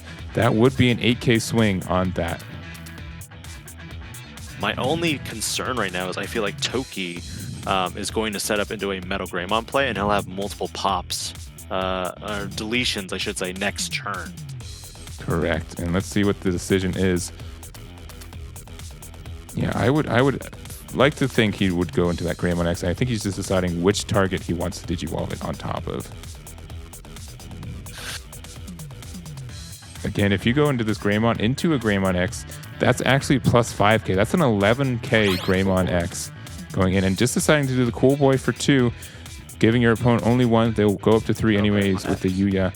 There goes a Hades Force, but a Metal Grey X to your hand and a Metal Greymon to the bottom of your deck. I think Kevin right now wants to retain his components because he's not sure. He might even have more rookies in hand that he wants to build the quote-unquote perfect stack to use against Toki. For sure. Right, goes into the Greymon. It's for 2 and gains a memory back. Greymon X there for 0 and will reduce the next cost, as well as activate the Yuya to get the plus 2k DP, as well as protection from any option cards. Value. And here he could go into the Metal Greymon from BT8 to de-Digivolve, but there's no target to de-Digivolve, but he'll still delete a Digimon with 3000 DP or less. And then he could just choke at 1 and then delete the other Agumon with Metal Greymon X's effect if he has that. Yeah, making some decisions here. Again, a Metal Greymon to Metal Greymon X would be able to clear the board, and we'll see if that's the decision, and if that's the cards he has in his hand as well. X Antibody Hades Horse could also be really funny here. All right, well, getting the double hit off that Greymon, you get a Dragonkin and a Greymon. He picks Black or Gray as an obvious choice, and then goes into the Gaia, so he does have a very nice stack that he could build. Correct. All right, again, only 1 memory here for Kevin. That's rough. Especially with only 2 Agumons out on the board here, and you're a little bit, persuaded to attack with them because there's such a potential for your opponent to delete them on their next turn. Agumon X is also not a bad card that could be played right now. Yeah, Agumon X, I think, would help you keep the turn. We do know that he has a Greymon. You can Digivolve for 1 or for 2 and get 1 memory back, but yeah, the Agumon X seems to be the play. Draws an extra off the Cool Boy, gains the memory, and then reveals with Agumon X's effect, Greymon X, Black or Greymon, and a red memory boost. And looks like they're going to be grabbing the Black War Greymon. Oh, thinking. It's a tough decision. If he doesn't have the Greymon X, he might want to get that instead, but it also depends on if you think that you need to do some tamer deletion here. Yep, deciding, on the... it's such a tough decision. Black or Greymon. We know he has a Greymon for sure in his hand, so the Greymon X would be utilized well with Cool Boy. We know that. And it must be just no level 6 in hand, and he wants to guarantee it despite, it's very, very tempting to get that Greymon X.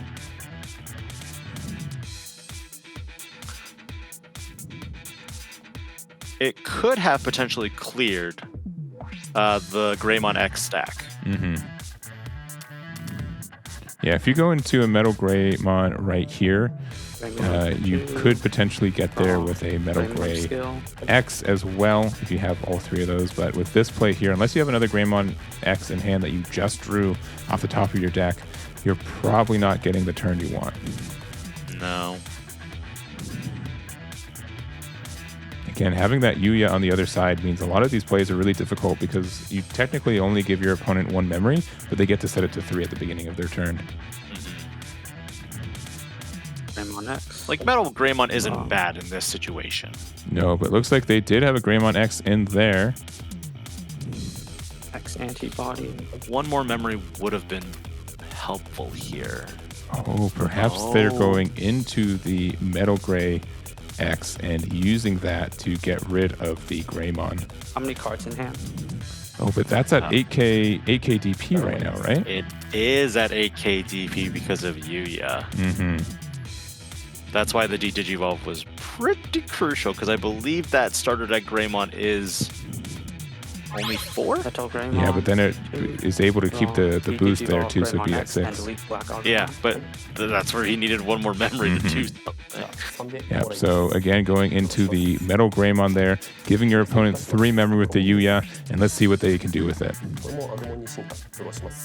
If Toki can counter with another Greymon X and then a Metal Greymon, that Metal Greymon will get de-Digivolved, and we also know Toki has the Blitz Gaiomon in hand, which means he can de-Digivolve again and attack into it.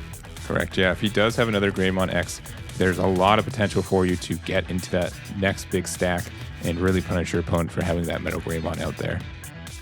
Kevin does have probably a bigger hand size right now for the fact that the Cool Boy is giving him some advantage. Mm-hmm.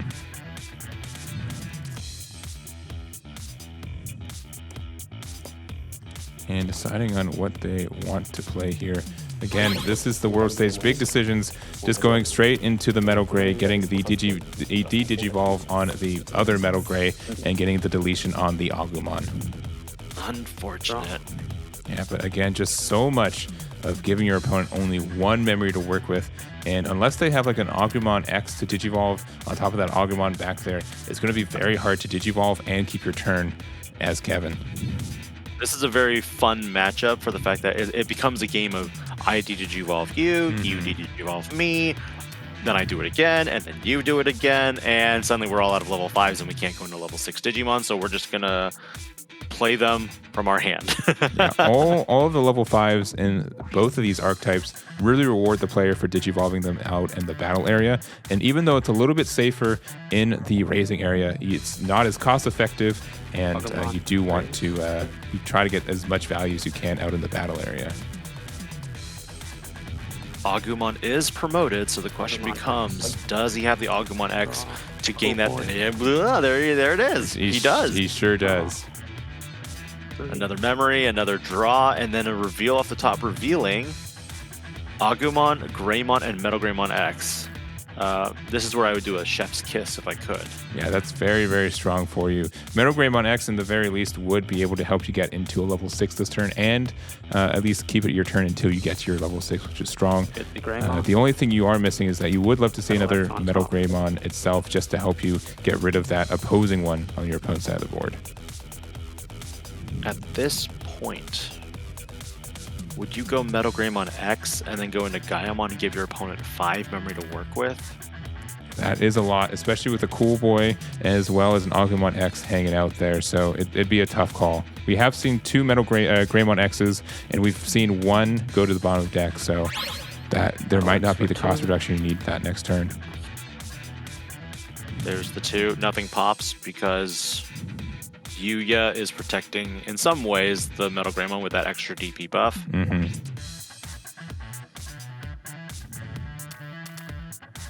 Or do you go...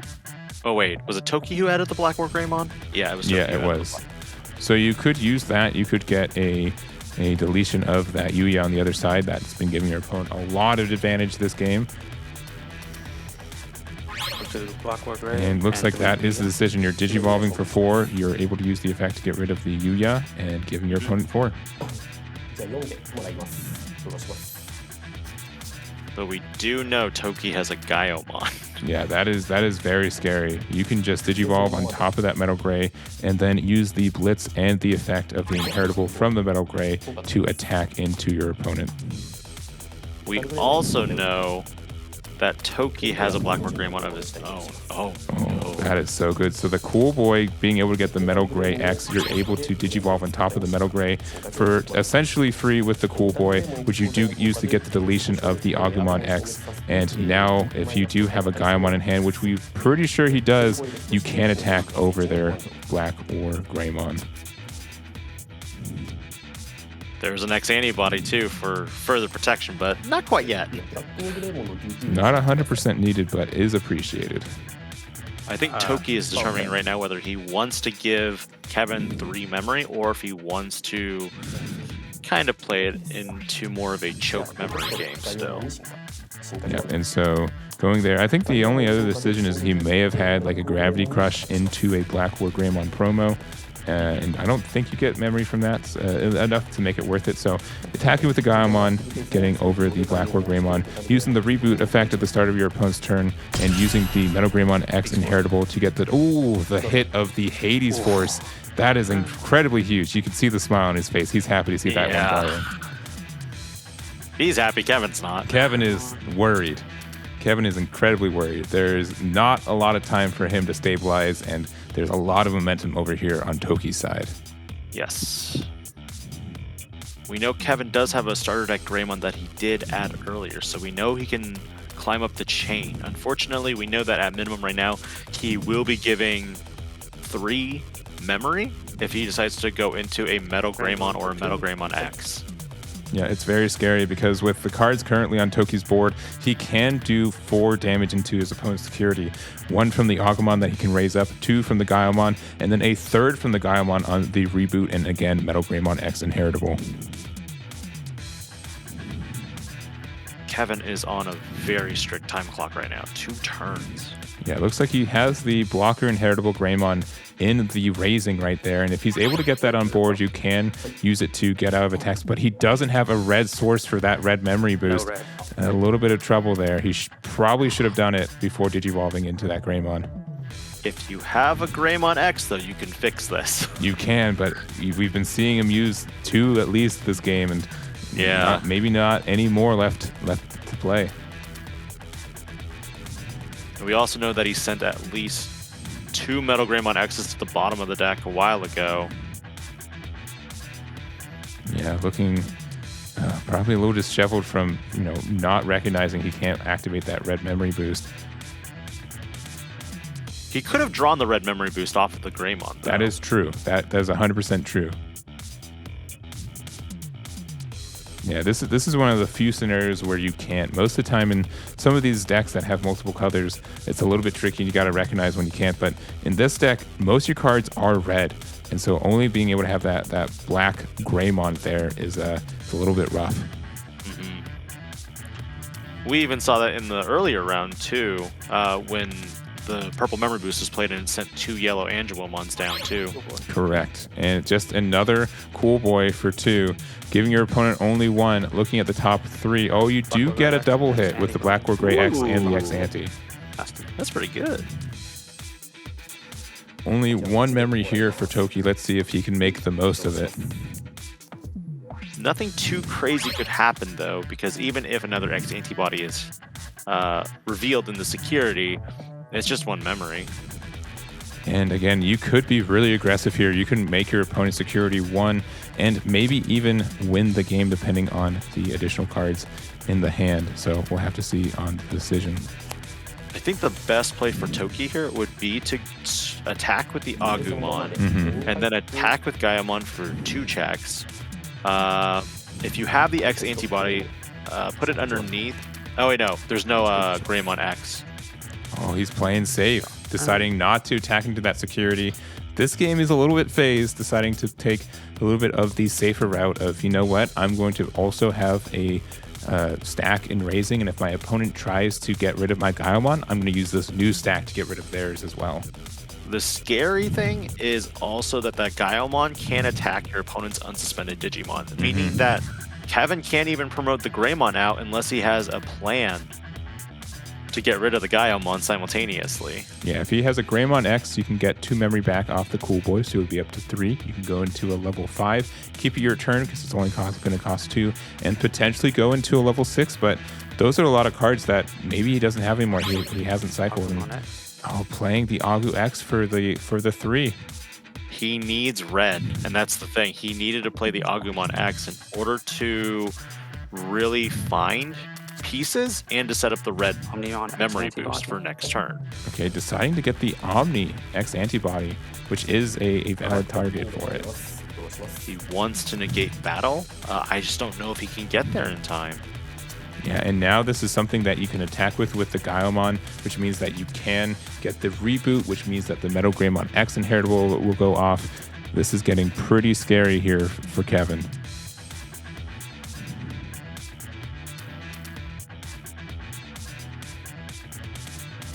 Deciding, looking through that trash, seeing how many cards you've already used, seeing how many options are left for you in that deck for you to draw, and seeing what is possible.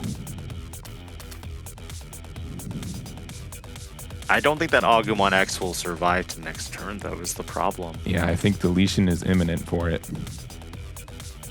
And I think the big question is, again, as Toki, do you want to be able to be aggressive? It's gotten you this far. It's gotten you to this game number 3.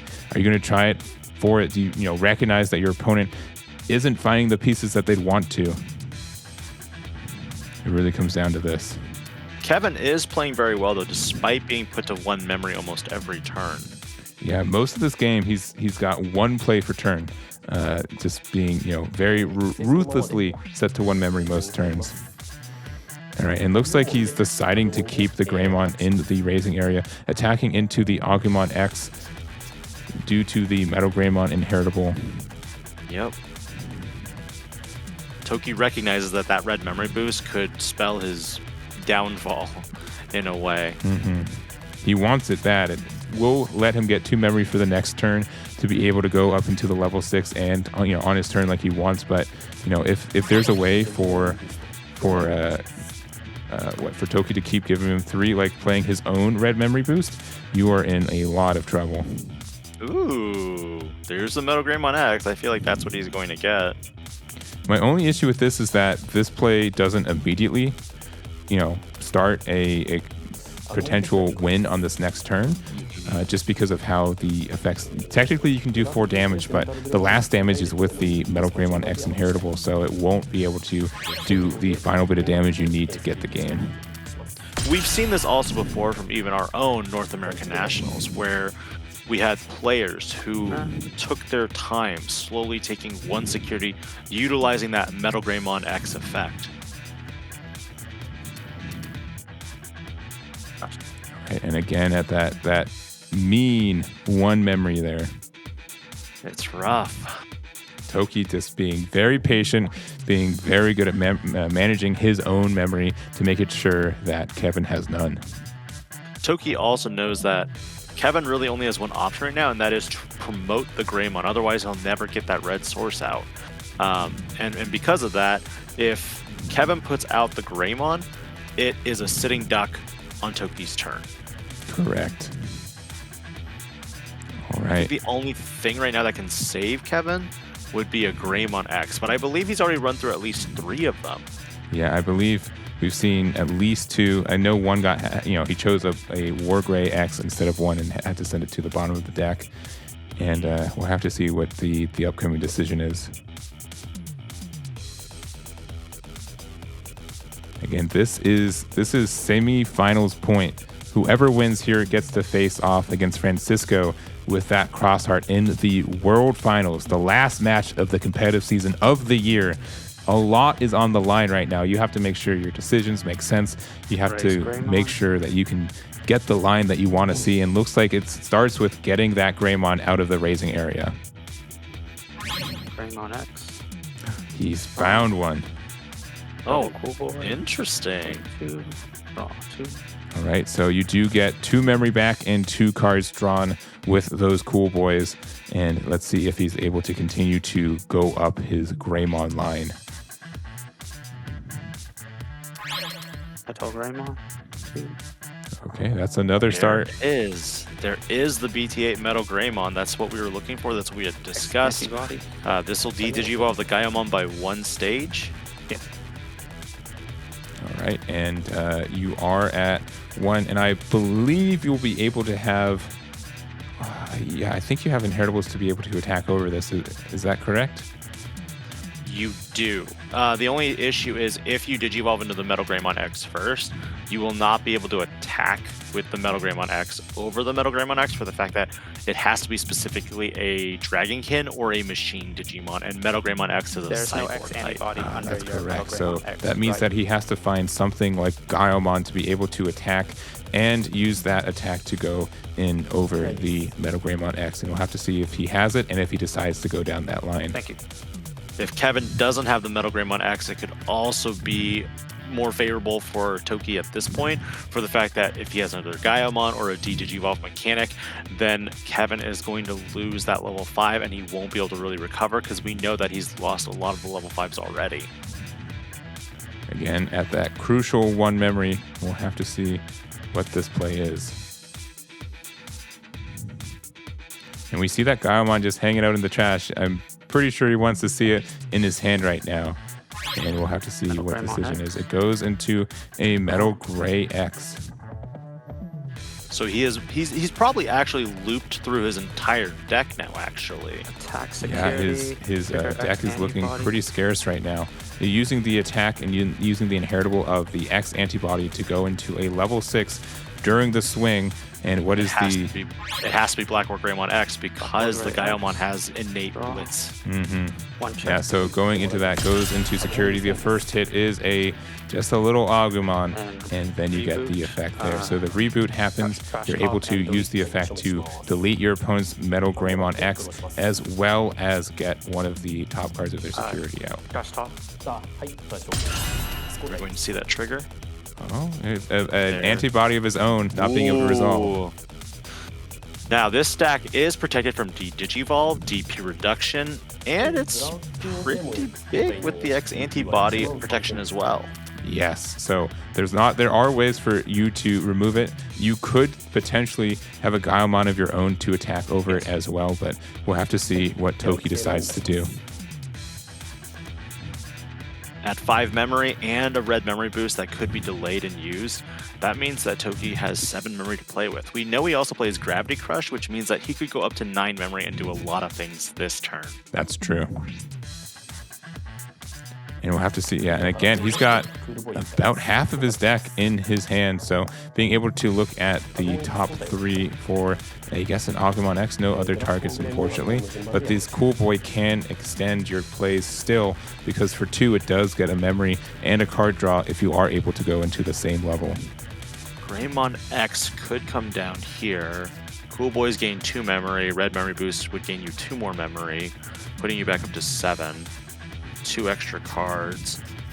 Metal Gray for 2 would put you to 5. Black War Greymon puts you to 2. Right, using the delay on the red memory boost to get 2 more memory. Going into Metal Gray the hard way, for the full 4. No Digivolve though, so that's a good thing there. Yep, going into the Metal Greymon X for 1, but then you will be able to use both Cool Boy effects to get 2 more memory and draw 2 more, so very cost efficient there. And he won't lose to X Antibody. Correct.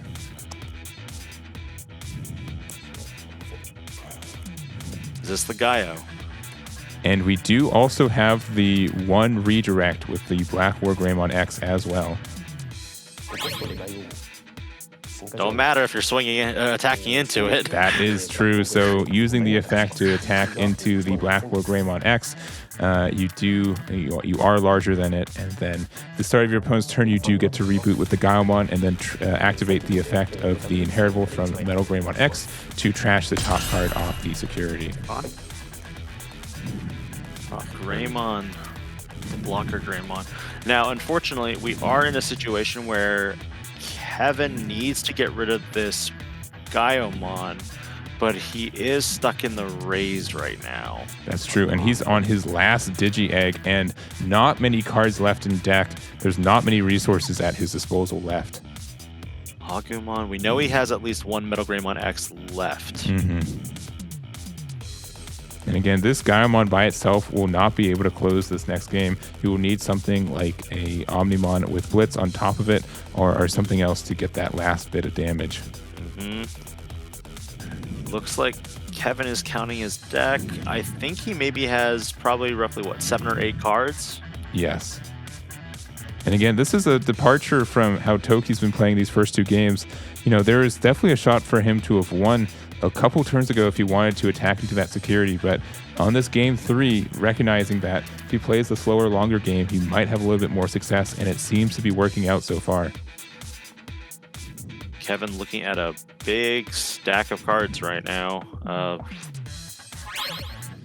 Going to level 4, 5, 6. That's at least 3 more Digivolutions. I'm pretty sure he's out of Greymon X's at this point. Yeah, I would have to think. Toki does show that he has game on board in 2 turns, because this Gaiomon can attack into security for 2 checks. He will have 1 body in the raise, and we know Kevin right now does not have a blocker Greymon that is set up, which means even if Kevin can set up a body or delete the Gaiomon, there will still be a body in raise that can just swing or an attack for game there. Yeah, and you do have to be worried. There could be another scary card in that security as well. So that could get the deletion of the Gaomon and buy you a chance to win. We'll have to see. Mm-hmm.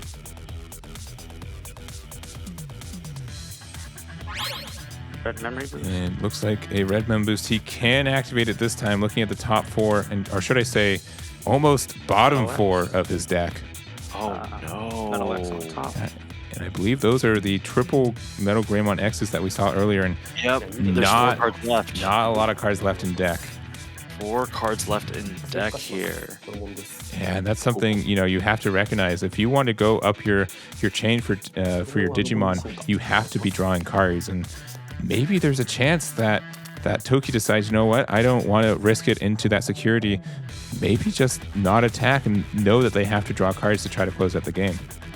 Putting Kevin to 1 is possible in the current game state because you can just play a level 3, you can play a red memory boost. Yeah, there's a lot of cards you can digivolve or play with that cost 3 right now and just pass the turn. Not give your opponent any advantage from their security to try to get a little bit more. There could be a Yuyan there that could give them 3 memory and then that could kickstart their turn. You have to be very, very careful what you afford them. Part of me is wondering whether Kevin earlier had a Gaiomon, because if the Gaiomon had Digivolved on top of the Metal Greymon X and attacked, then he could have used the X antibody effect to Digivolve into that Omnimon X that we saw him previously add to hand. That would have been a big memory push, but it would have not have been able to Digivolve the Omnimon X because of the Metal Greymon's persisting effect. Now, something that you can do is that if you attack with Metal Greymon X, you can use the when Digivolving effect to put X antibody to the bottom of your deck, which would be your deck, which would prevent you from losing by not getting your starter turn draw. So that is a line to be able to be aggressive and keep it, not lose. So that is, a wide potential for him if he has it. Mm-hmm. There's 2 X antibodies in the trash, so we can assume that he has the 3rd one in hand, or it's chilling in security. Very true.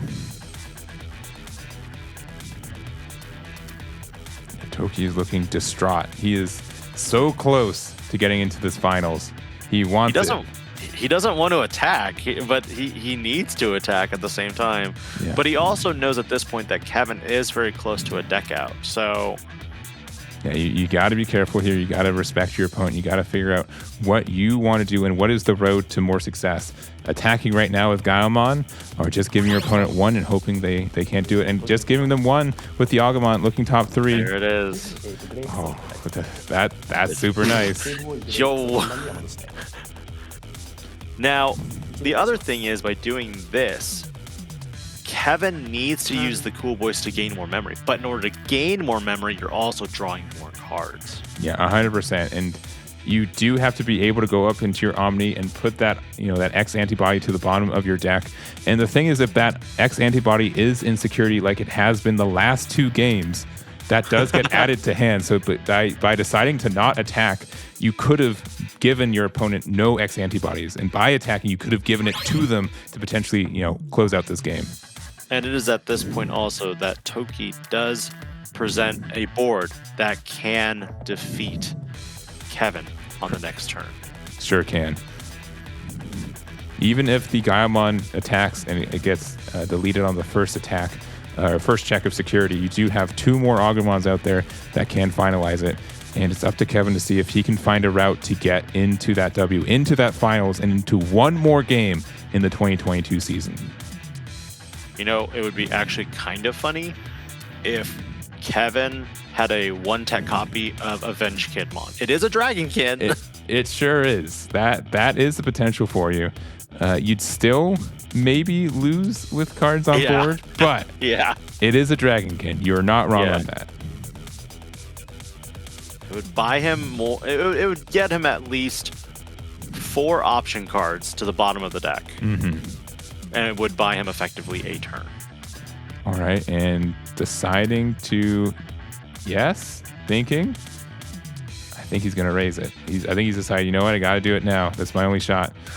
Oh, so hesitant. 3 cards left, meaning if you Digivolve into Greymon X, that's 1, Metal Greymon, that's 2, Gaiomon, that's 3. So you do use up the rest of the reserves of your card, even with the red memory boost. Yeah. Yeah, but what is your option if you don't raise? How do you prevent yourself from losing the next turn by just what's already presented by Toki? Hades Force could be in the security, and that could be the saving grace that prevents Toki from winning. All right, finding his resolve, finally raising that Greymon, and let's see what he does with it.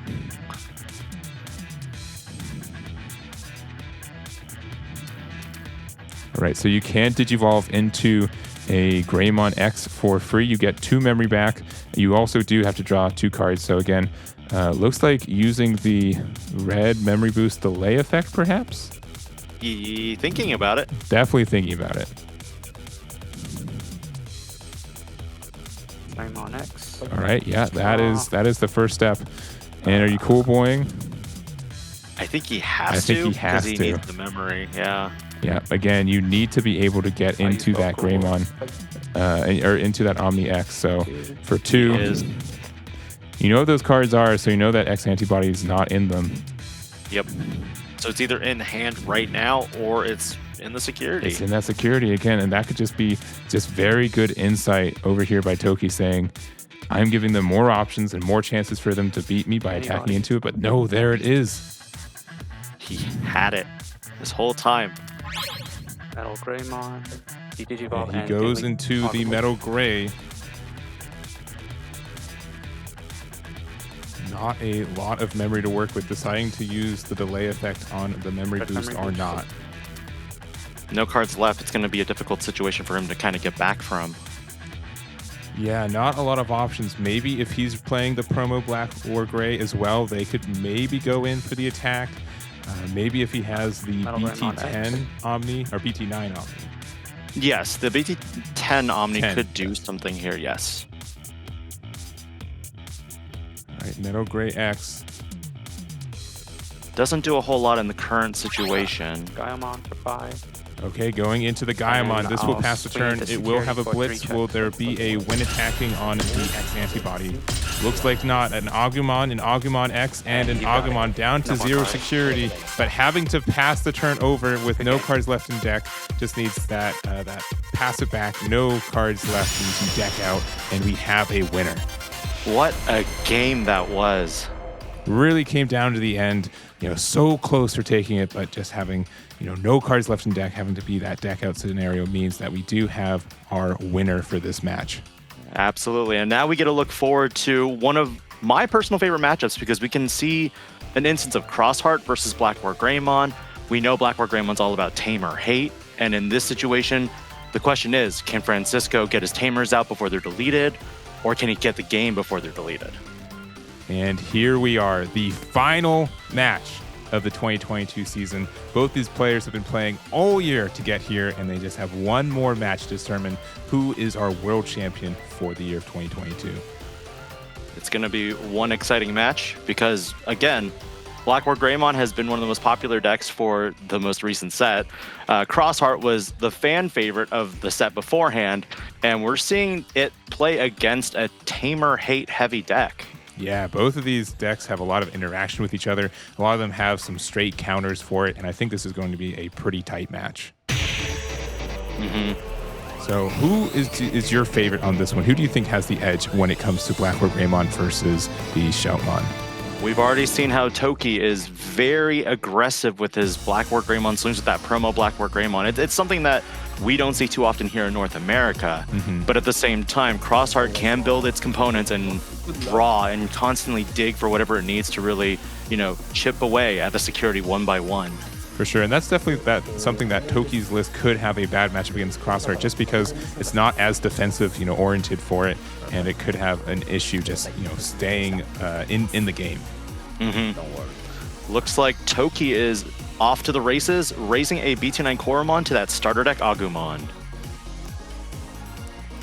And then deciding on the play from there, again, going first, especially as this deck is kind of hard to not pass at least 3 memory to your opponent.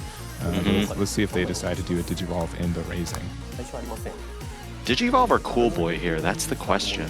Cool Boy is fine here. Normally you like to do it when your opponent only has one memory to give. But, looks like we're doing the Agumon there and finding 2 more. No targets, unfortunately.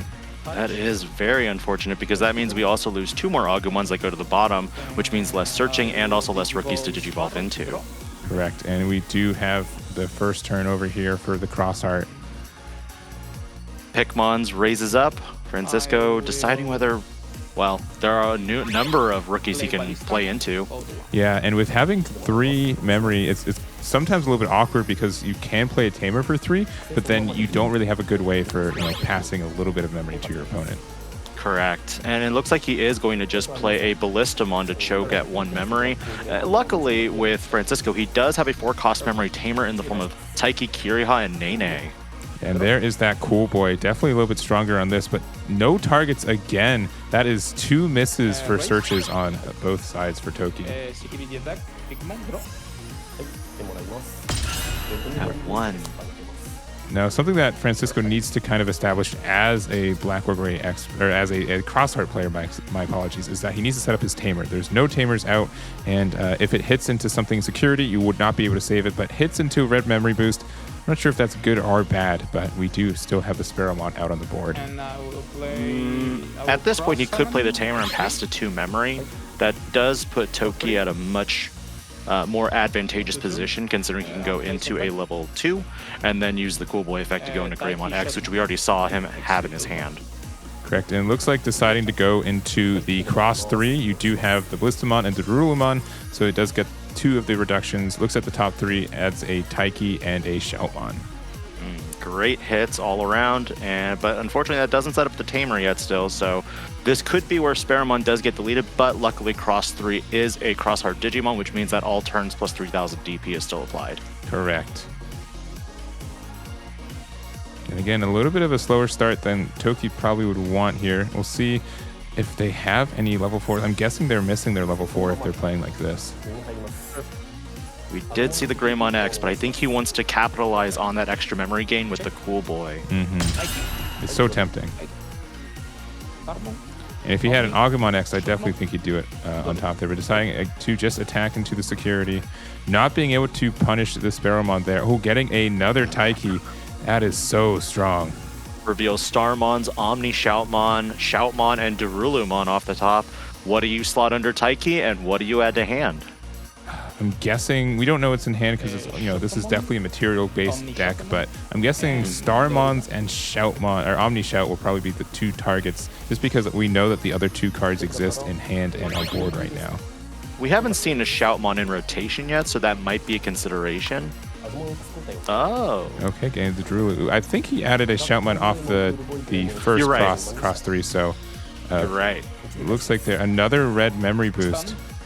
Okay, we do find an Agumon, so luckily it did survive that attack, not get deleted, so you can use it right now to gain an extra memory. But after this next turn, so. But he will, even if Francisco chokes him at 1 memory, he does have the ability to gain 2 memory for each of the red memory boosts, so he could go to 5. And then with that Agumon X he just added, could put him to 6 with Cool Boy. Yep, so it looks like the play is attacking with the cross 3. And something that's really nice about this cross art is you give them a lot of advantage if you start hitting into their security. So you gotta be very, very careful about that. And hitting into an Agu X, and almost half, soon to be half of your security is already gone. And we know Toki doesn't play that defensive of a variant of Black War Greymon, and unfortunately, even with that Ballistamon, the Ballistamon allows Francisco to pierce over that Agumon and get some additional checks too. Yeah, so looking to see what the next play is. Again, there should be something in that raising soon. We do know there's targets in the hand. Starmon trying to get that into circulation now. Yeah, and I wouldn't dislike another Taiki because we know there's one in hand, but the triple Tamer. 3 memory over to Toki. That is a lot, but we know that they're kind of behind in a lot of ways. And with the combination of Cool Boys and Red Memory Boost, they'd probably be able to get up to any play they want to do anyways. Agu X goes on top of Agumon, suspend the Cool Boy to gain that extra memory, and then draw.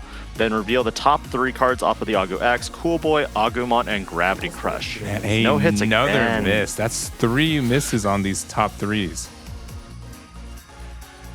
Going up to potentially 8 memory. There's a security attack, 1 Greymon right there. Yeah, for 2. Going down to 2.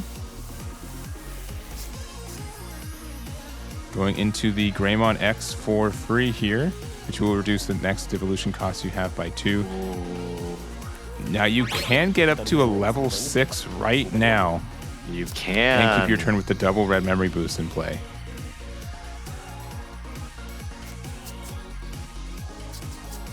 There's the Metal Gray X. For that reduced cost, yes. Yeah. And you will get the deletion there with the cross 3, yes? There's no Metal Greymon underneath, nor is there an X antibody underneath, so there correct. is no deletion in this situation. Correct. Yes, you do need to be able to go up those chains to do that, and that's something that is missing. However, we do know that at this point that this Metal Greymon X cannot be DP reduced, nor can it be Digi-evolved, which means at this point, Long Key Adastocto would not proc on the DP depletion, but it would on the bounce. If that 4th security right now, that in Francisco's security is a Long Key. And we'll have to see again. Toki's list is very explosive. You can get all your security gone for your opponent very, very easily. And we'll have to see if that's the decision he wants to make. If he pops the double red memory boost, he is telling us he is going to go the black war gray play.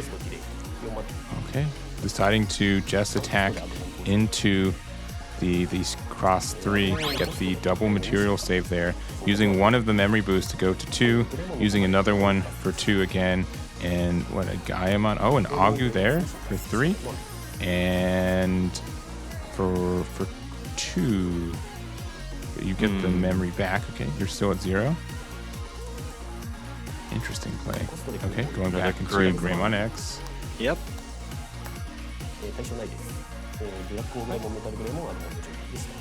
This is very interesting.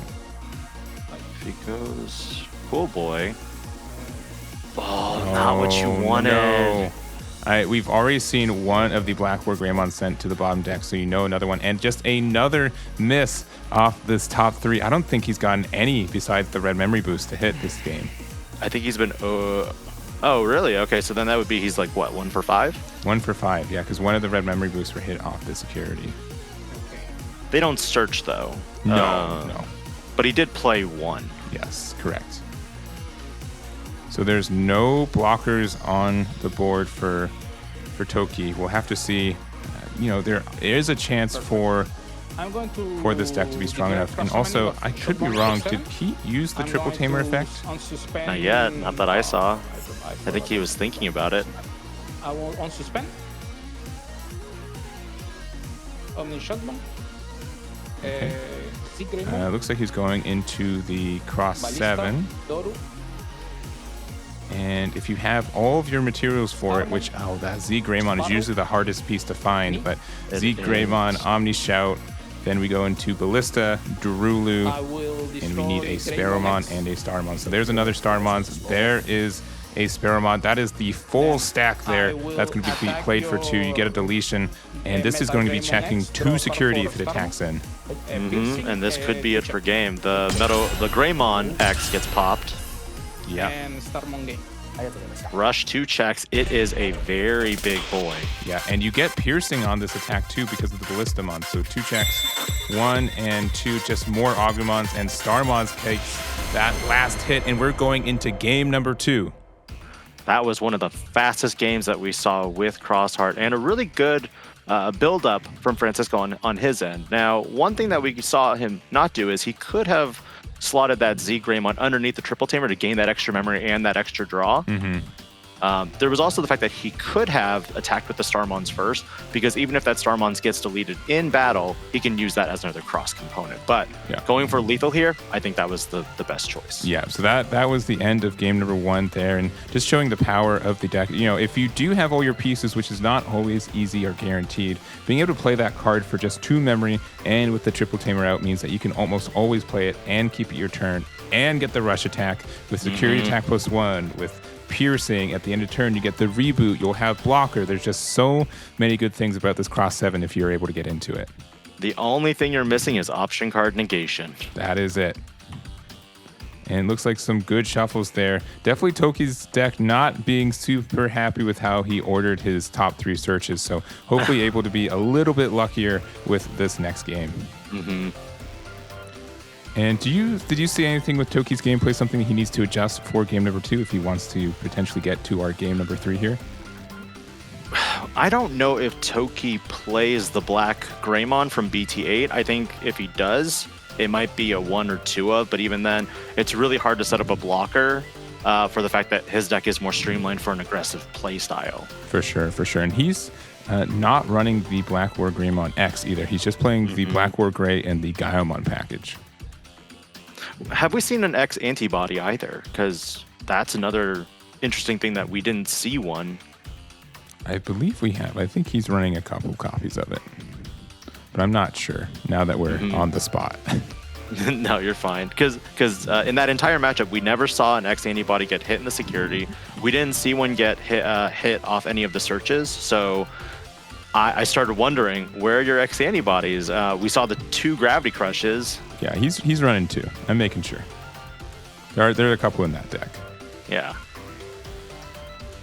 All right, and it looks like we are about to get started. Going to do the opening hand and opening cut there as well. And yeah, we're hopefully, Toki's able to find out a couple more of his pieces and make it a bit of a closer game. Again, if he did have Black War Greymon on that turn, he could have attacked 2 times with security attack +1 and go through all of that security. And honestly, Crossheart security doesn't have a lot of power right now.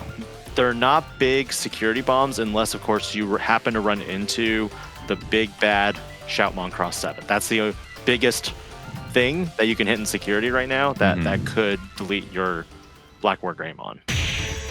Yeah, the only other things I could think of is maybe a Zenjiro Tamer to get a blocker out, or maybe even a Sunrise Buster. But it looks like we're going into potentially the final game of this 2022 season.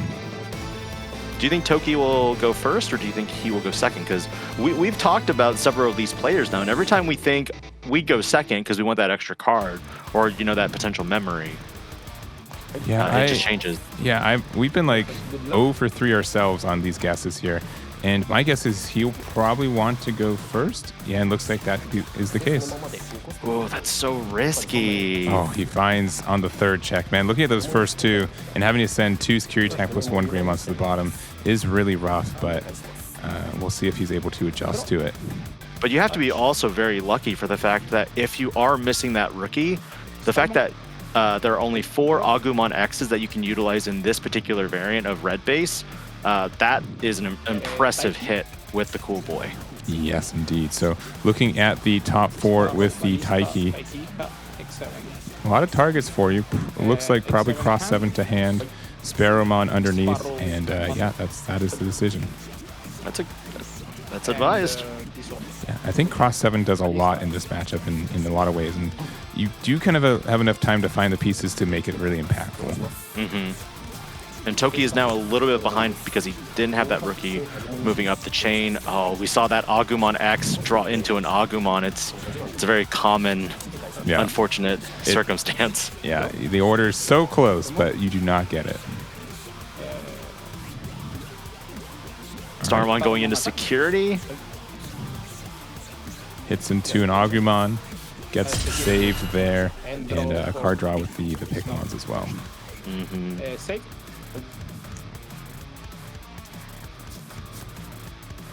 Francisco doesn't have a great way to memory choke right now because of the fact that you'll either have to cross from hand or just hard play something. Oh, wow.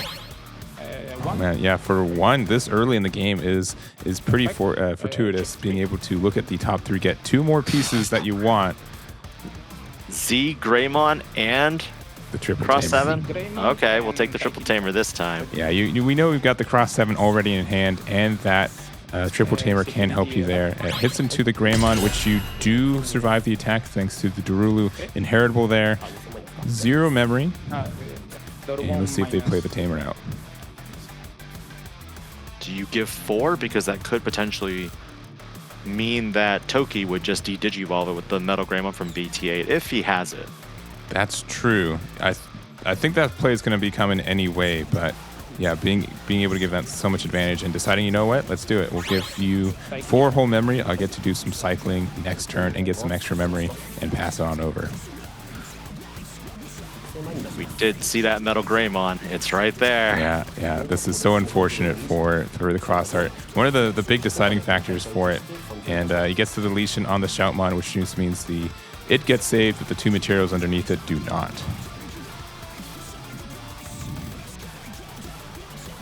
All right, and thinking on this next turn here. Goes in. 8, 9, 10, 11,000 DP into security. 1 check. Yep, another Shoutmon, so we're good there, down to 4. And 4 is kind of the magic number for Toki's deck, as it seems, especially since if you are able to get the security attack +1 with the Blackboard Greymon, it does 4 damage all by itself, and you just need 1 more attack after that. I think that's the setup with the Agumon at this point. Yep, so putting the Z Greymon that we knew was in hand underneath the triple tamer. That card is only used for crossing, so pretty understood why it's underneath there. You can Digivolve off of a Omni Shout for it. I just rarely see that happening. And yeah, something that some of these Blackboard Greymon decks play is the Hades Force. I don't believe it's actually in Toki's deck, though. That is an unfortunate counter piece here that could have been used. Yeah, 100%. Okay. Oh, do you have it again? So we have the Z Greymon for the Cross 7. What else do you have for it? Got a blocker. You have the Reboot. You have Darulu. Yep, so there's... Or sorry, you have Stars. Sorry. Yeah. So those are 3 materials. It would reduce the cost by 6. 4 with the Ballista. And that will be it. So this will be, I believe, 6 memory. You still get it out. You do not get to keep your turn, but you do get a deletion on the Metal Gray. And it does have blocker and reboot, which is quite strong for your defensive properties, which, you know, as Crossart, you wouldn't think this deck can be very defensive, but there definitely are ways for it to be. Looks like Toki right now is trying to build the perfect stack to go in and finish the game. But with a blocker reboot, it's going to be a lot harder to make get around that. He did draw another BT8 Metal Greymon. And another security attack +1 Greymon, since we did see 2 go to the bottom of that deck.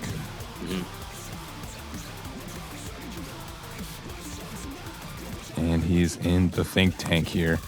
He's got 0 memory right now. You can decide to try to Digivolve up in the raising, or how much memory are you really comfortable for giving your opponent, because you could just be losing this next turn. You have 2 attacks. The Shoutmon Cross 7 is only 1 check instead of the potential 2 with the Omni Shout, but that is very scary to look down. It is very scary. I don't know if Francisco's build runs the Cross 5 off the top of my head. If he does, then that could be what does it for this game too. Oh man, and look at that. It's so tempting to, you know, do that devolution chain outside of the raising area, just because the Greymon would be able to get the draw with the Cool Boy, and it's reduced, and you really would want to Digivolve on that Cross 7, but didn't seem to be the case. Another Z Greymon underneath the Triple Tamer. All right, attacking in. This is going to be 1 check in security. Hits into, a Cool Boy. Another miss with Cool Boy. Gravity Crush, Red Memory Boost, and a Yuya Kuga are sent to the bottom. Yep. Oh, he thought there was a second check. Yeah. Yeah, and it looks like there will be a second check. Yeah. All right. Making sure he gets the card draw and everything. He's playing really fast. He's got all the time in the world, but he's ready. He's feeling it. And with 4 materials, this Cross 7 is currently at 14k DP. And I believe that might be big enough for you to... You can become big enough on your own side to attack over it. But it will take a couple of resources to get there. Oh, no. Shotomon X4. Oh, reliable. Cross. I will use 1, Shotomon. 2, Starmon. any more in hand.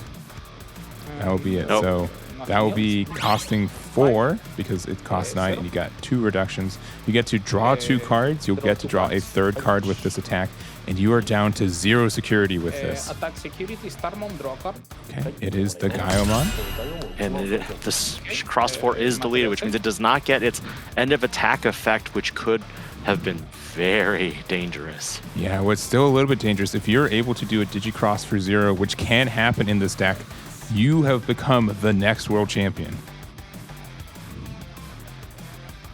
And thinking there, Cross 5 with 5 materials would get you there, but at the same time, if Cross 4 only has 2 materials, you probably don't have that. So Zenjiro for 3, nothing coming out of the hand and passing there. Setting up 1 blocker, which isn't terrible here because that Digimon is 14,000 DP. Isn't it base 13,000 and it gets 1 for every 2? I believe you're right. So it would be 15 right now. Yes, that is correct. It's base 13, and with the extra of 2 materials each for that plus 1k, it's currently sitting at 15k over there. Metal Gray X comes down. The Cool Boys are used. The Agu X, unfortunately, just reveals another Metal Gray X. Yep, attacks into that security there. All right, gets the block. And was that a bait? It could have been, yeah. Okay, so here we go. This does have security attack plus 1. This could actually attack 4 game. Oh, X antibody under there for the additional protection, attacking into security. 2 checks. And it is 11, 12, 13, 14,000 DP. Cross 5, Omni Shout. It survives. Okay, 2. Burst. Attacking again. Still has all the sources, or all the attack DP buffs. Cross 5 and Darulu. And that is going to be it. We're going to go to game number 3 for this World Championship. Both players showing that they want to get this, and we've got 1 more game to decide who gets it. Toki's patience really paid off here, trying to collect the best optimal pieces to build the best deck possible, push out, and then finish this game in 1 turn. Yeah, and just, using that bait, a little bit of a miscalculation by Francisco to do that block on Agumon could have prevented, a lot of damage coming in, and, potentially the World Finals, we'll have to see. And definitely, I think, a really good adjustment by Toki, finding out, what is the route for me to win against this deck, and I think he found it and executed it for this game number 2. I think Francisco decided to block the Agu X because he was concerned that he'd already seen Gaiomon. So Gaiomon here could have naturally just de-digivolved the Cross 7 and then just attacked into the Z Greymon and deleted from the battle. And that's the difficulty of playing, such different top ends where they're so flexible that you can play around one, and by doing that, you play into the other. It's very difficult to, decide what is the worst option there. I also think in that situation, if I recall, Toki did not actually digivolve until he had swung afterwards with the Agumon X. Yeah, and so I think that's something, if you try to calculate, I don't think if they had Gaiomon, there's any way for them to win that turn. And it could just have been a case where Francisco didn't think that he had another cross in hand to potentially end it, but we'll see if that's the case. And it looks like we are starting to get into this game number 3 in just a minute. Do you think Francisco wants to go first or second here? And something else, he's been playing a lot more Cross 7 than we saw in his semifinals match as well. I honestly think both players want to go first. They want to establish their stack first on the board so that they can promote or set up their tamers and have the components already underneath them. Yeah, I think that makes a lot of sense. And definitely a situation where both decks are trying to make their big stack and try to get rid of it first. Good luck. All right, We'll see though. Yeah, we'll see. We'll have to see. We've been iffy on these for this entire championship. So it looks like okay. Everyone wants to go first here. Sparamon on top of the Pikmons, always one of the best cards to hit. All you need to make it a perfect turn is a Tamer. And deciding from there, Francisco hasn't been very lucky with opening Tamers for most of these, but that does not seem to be the case in this game. Taiki Kudo reveals another Taiki Kudo. Oh. Cross 3, cross 4, and another Taiki Kudo. A little bit rough. Yeah, and you do have to choose stuff if you have targets. So putting a cross 3 to the bottom of the Taiki is not going to be doing much, but just hanging out there for the rest of the game. But you do have to do it.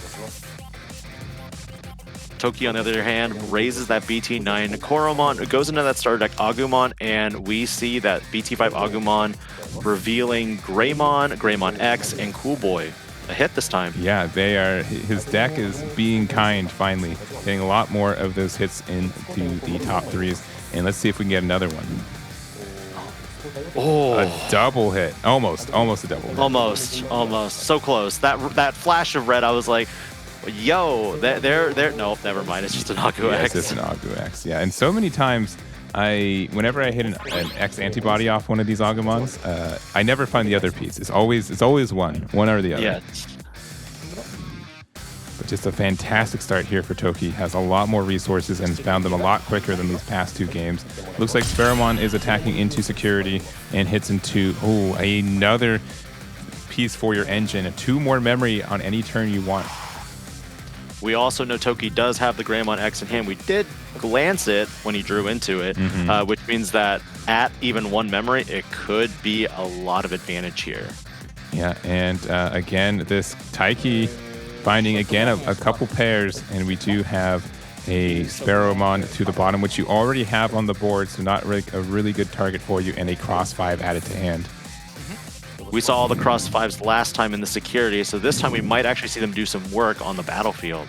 If you're able to establish one, it does do 2 checks, and it does get the reboot, and it has blocker, and you can play it for 0 if you have all your pieces. It's probably my favorite out of all the crosses. It's very, very good.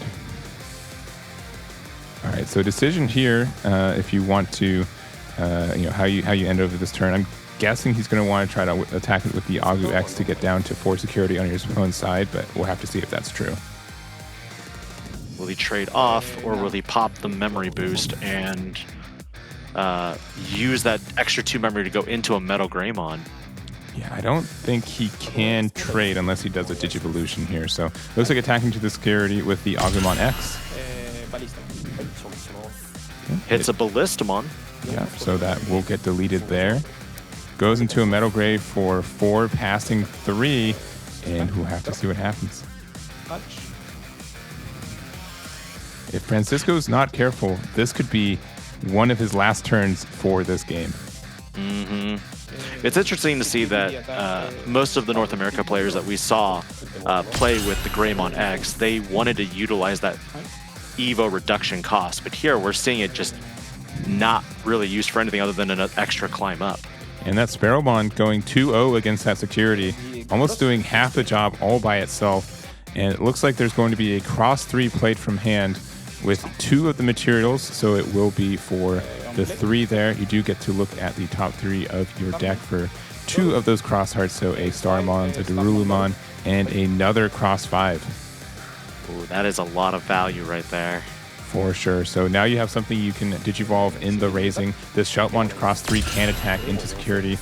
A little bit dangerous. If there is a X antibody, the turn would be over right here. Starmon's in the back. And we'll have to see what the turn passer is.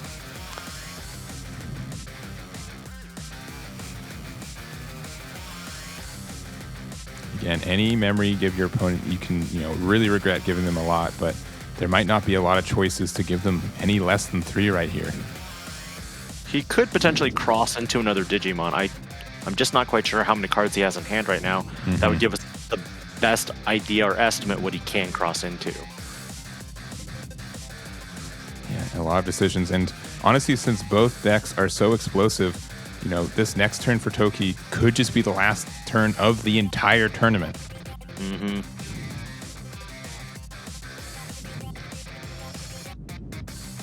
And just deciding, there's a lot riding on this. This is, again, the last game of the entire year.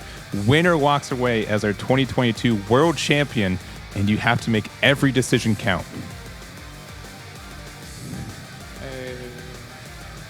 He is deliberating. It's a very risky play potentially here. Looks like he's going into a cross 7, and maybe just to put a blocker on the field. That seems to be the case. So using it with 4 materials, it's going to be a Z Greymon, a Ballistamon, Darulumon, and a Sparrowmon. So you are passing your opponent 6 memory, but it is also going to be quite a force to get over. And Francisco at this point presents game on board with the number of Digimon that he has on the battlefield. Yeah, there's 3 right now. There's 1 in raising that can do another damage. And now we see Toki leaning back in that think position. Decides to raise, and just unfortunate, you really wish that Metal Greymon could be played right now to get the D-Digivolve on the cross 7. It does only get 1 block though, so if he can exceed the DP threshold of that cross 7, it can be blocked and it's not as problematic. Correct, and gets the Digivolve into the Metal Gray X, which does get a deletion of something with 6k or less, so deciding on the Sparrowmon just to give them less materials for that cross 3 to reuse this next turn. That Sparrowmon has already done so much work though for this final game. Goes into the Yuya, which hopefully was just drawn off the top of the deck because that and This is a little cheeky. Okay, going into the Black or Gray X, using the effect. Yeah. Oh, he couldn't. Black or Greymon is going to be pumped. Well, it has to be is it the same level, right? It will get the 2000 DP buff. Okay. But I'm not quite sure right now if he mistimed his play, because we saw him Digivolve into the Black War Greymon, and then his immediate action afterwards was placing the X antibody underneath instead of suspending the Yuya. So he might have missed the timing window at this point for that Yuya, and I think that's what the judges are deliberating right now. Yeah, it's such a stressful thing. Again, this is it. This is all the marbles. You got to get there, and we'll have to see if that plus 2k boost against there, because that will decide this game. With that plus 2000, he would have been able to challenge the cross 7, but because of that, we might not have the DP necessary to attack and still survive, because right now the Black War Greymon is only going to be 14,000 DP total. Yeah, and that's a 15,000 DP cross 7 on the other side, so you definitely would have needed that to that plus 2k would have made a huge difference for this matchup. However, and you can use your first swing to attack into the cross 7 as well, since you have the Metal Greymon underneath it, so you can get rid of it first, and then you can start doing your attacks. Correct. The only issue is, does he have the 2000 DP from the Yu Yakuga? Yeah, I think so. I think he probably will. I wonder if he just how he drew it, because again, you could have used it before you Digivolved into the Metal Gray X, but I'm guessing that must have been the draw from it.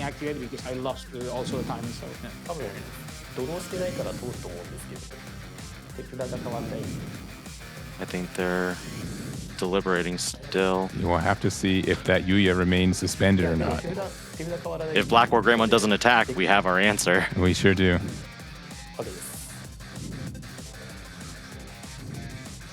All right, he's looking hopeful.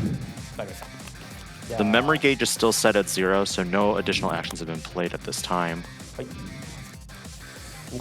Oh, and deciding that they missed the timing for the Yuya, so having to Digivolve into the Gaiamon for 2, get the Blitz to assumedly attack over the cross 7 here. And there's also a D-Digivolve for that cross 3, which means that we will lose access to a Darulumon, or not Darulu, a Ballistamon moving forward. Correct. So using that to attack into that cross 7 there.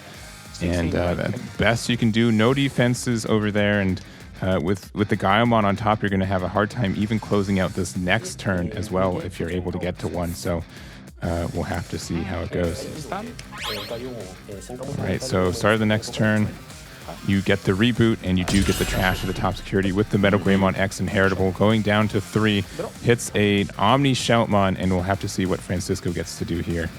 Wasn't a long key. It was not a long key. He does not 2 checks here, no blocks. And we know that cross 5 is in hand, and if you're able to play the cross 5 for 2, you can keep it your turn and go for it. So the Shoutmon attacks into security. Gravity Crush, no effects.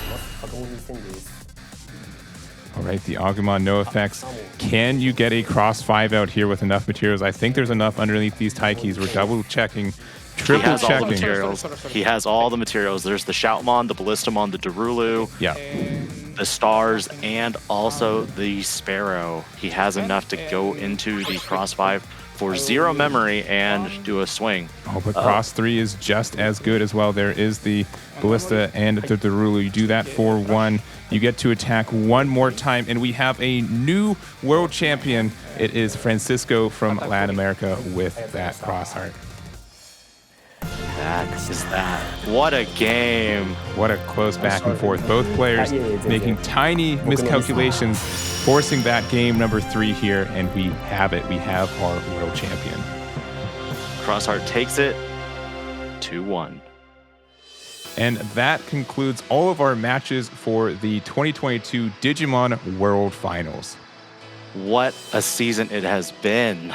Yeah, we had a lot of close matches today. All of them went to 3 games. Could have gone either way, but we do have our new champion. Placing at 4th, Misao representing Japan and piloting Mastamon. Mastamon has been a fan favorite for a lot of players this whole time, and BT11 did introduce a lot of support for this deck. What were your thoughts looking over that deck list of his? It looked like he put a lot of time into it. Every Mastamon list that I look at, I know that there's a lot of personal choice. A lot of these players make these decks really personal to them, and there's no exception for Misao with their deck. We also saw techs of Bagramon sprinkled in. We did not see them come to play or that Omnimon Merciful mode, but regardless, Mastamon does have a lot of abilities to build wide and also control the board at times. 100%, and that's something I think is very strong. And if you commit yourself to this archetype and you're continuing to play it, there's a lot of value you can get from it. And then also sharing that top 4 placement, we also had Kevin from North America with that Black War Grey X. Black War Greymon X being a fan favorite of North America, we saw many of the control elements utilized here at Nationals here in North America. What were your thoughts on it in Worlds? It's a very strong deck. We know that it's something that won't be as strong going down the ways, and you gotta play it as you can. And I think Kevin's a fantastic pilot. Was able to get 2nd place here in North America for our finals, and just continue to be a very well-run player. Absolutely agree. Coming in 2nd place, though, we have Toki representing Japan. Toki used a different variant of Black War Greymon, focusing more on the aggressive security check methods. Yeah, I think it's also a little bit of a bluff tactic for that deck, because when I see the first couple turns, I'm like, oh, I'm playing against Black War Grey X. I have time to set up because it's not a very fast deck. And then they hit that Black War Greymon promo, and you are just going into game 2. That mind game, considering the fact that we did not see really the Black Greymon from BT8 that is a blocker. We saw more of the aggression. We saw the extra security checks. We saw the DP buffs. It really accelerated his games, at times even taking it in a single turn. 100%. It's a very, very strong deck, very well piloted throughout this entire event, and with a tiny miscalculation at the end, which does lead to our winner for the World Championship into 2022. It is Francisco from Latin America with Crossheart. What a game that was, considering we know how Crossheart operates. We saw that it had already some restrictions moving into the BT11 format, and here we are seeing it in action and at the top. Yeah, very strong. Probably going to be seeing a lot more play, I think, here, at least in North America with BT11. And I think, Francisco played it very well all event and deserved to be our world champion. And that concludes the 2022 World Finals for the Digimon card game. Big congratulations again to Francisco for taking this event, being our world champion, and I'm really excited for it. Congratulations also to all the players who worked really hard and diligently researched every card, possible deck archetype, and Bandai themselves for providing us the number of Digimon out there right now. For sure. It was a great event. We really worked really hard for it. I hope you guys appreciate it, and we can't wait until the 2023 season. There will be a lot more next year because there's going to be new archetypes and new Digimon to play. 100%. So signing off, this is the Eggman. This is DigiPanda. And we'll see you next time. See you next time.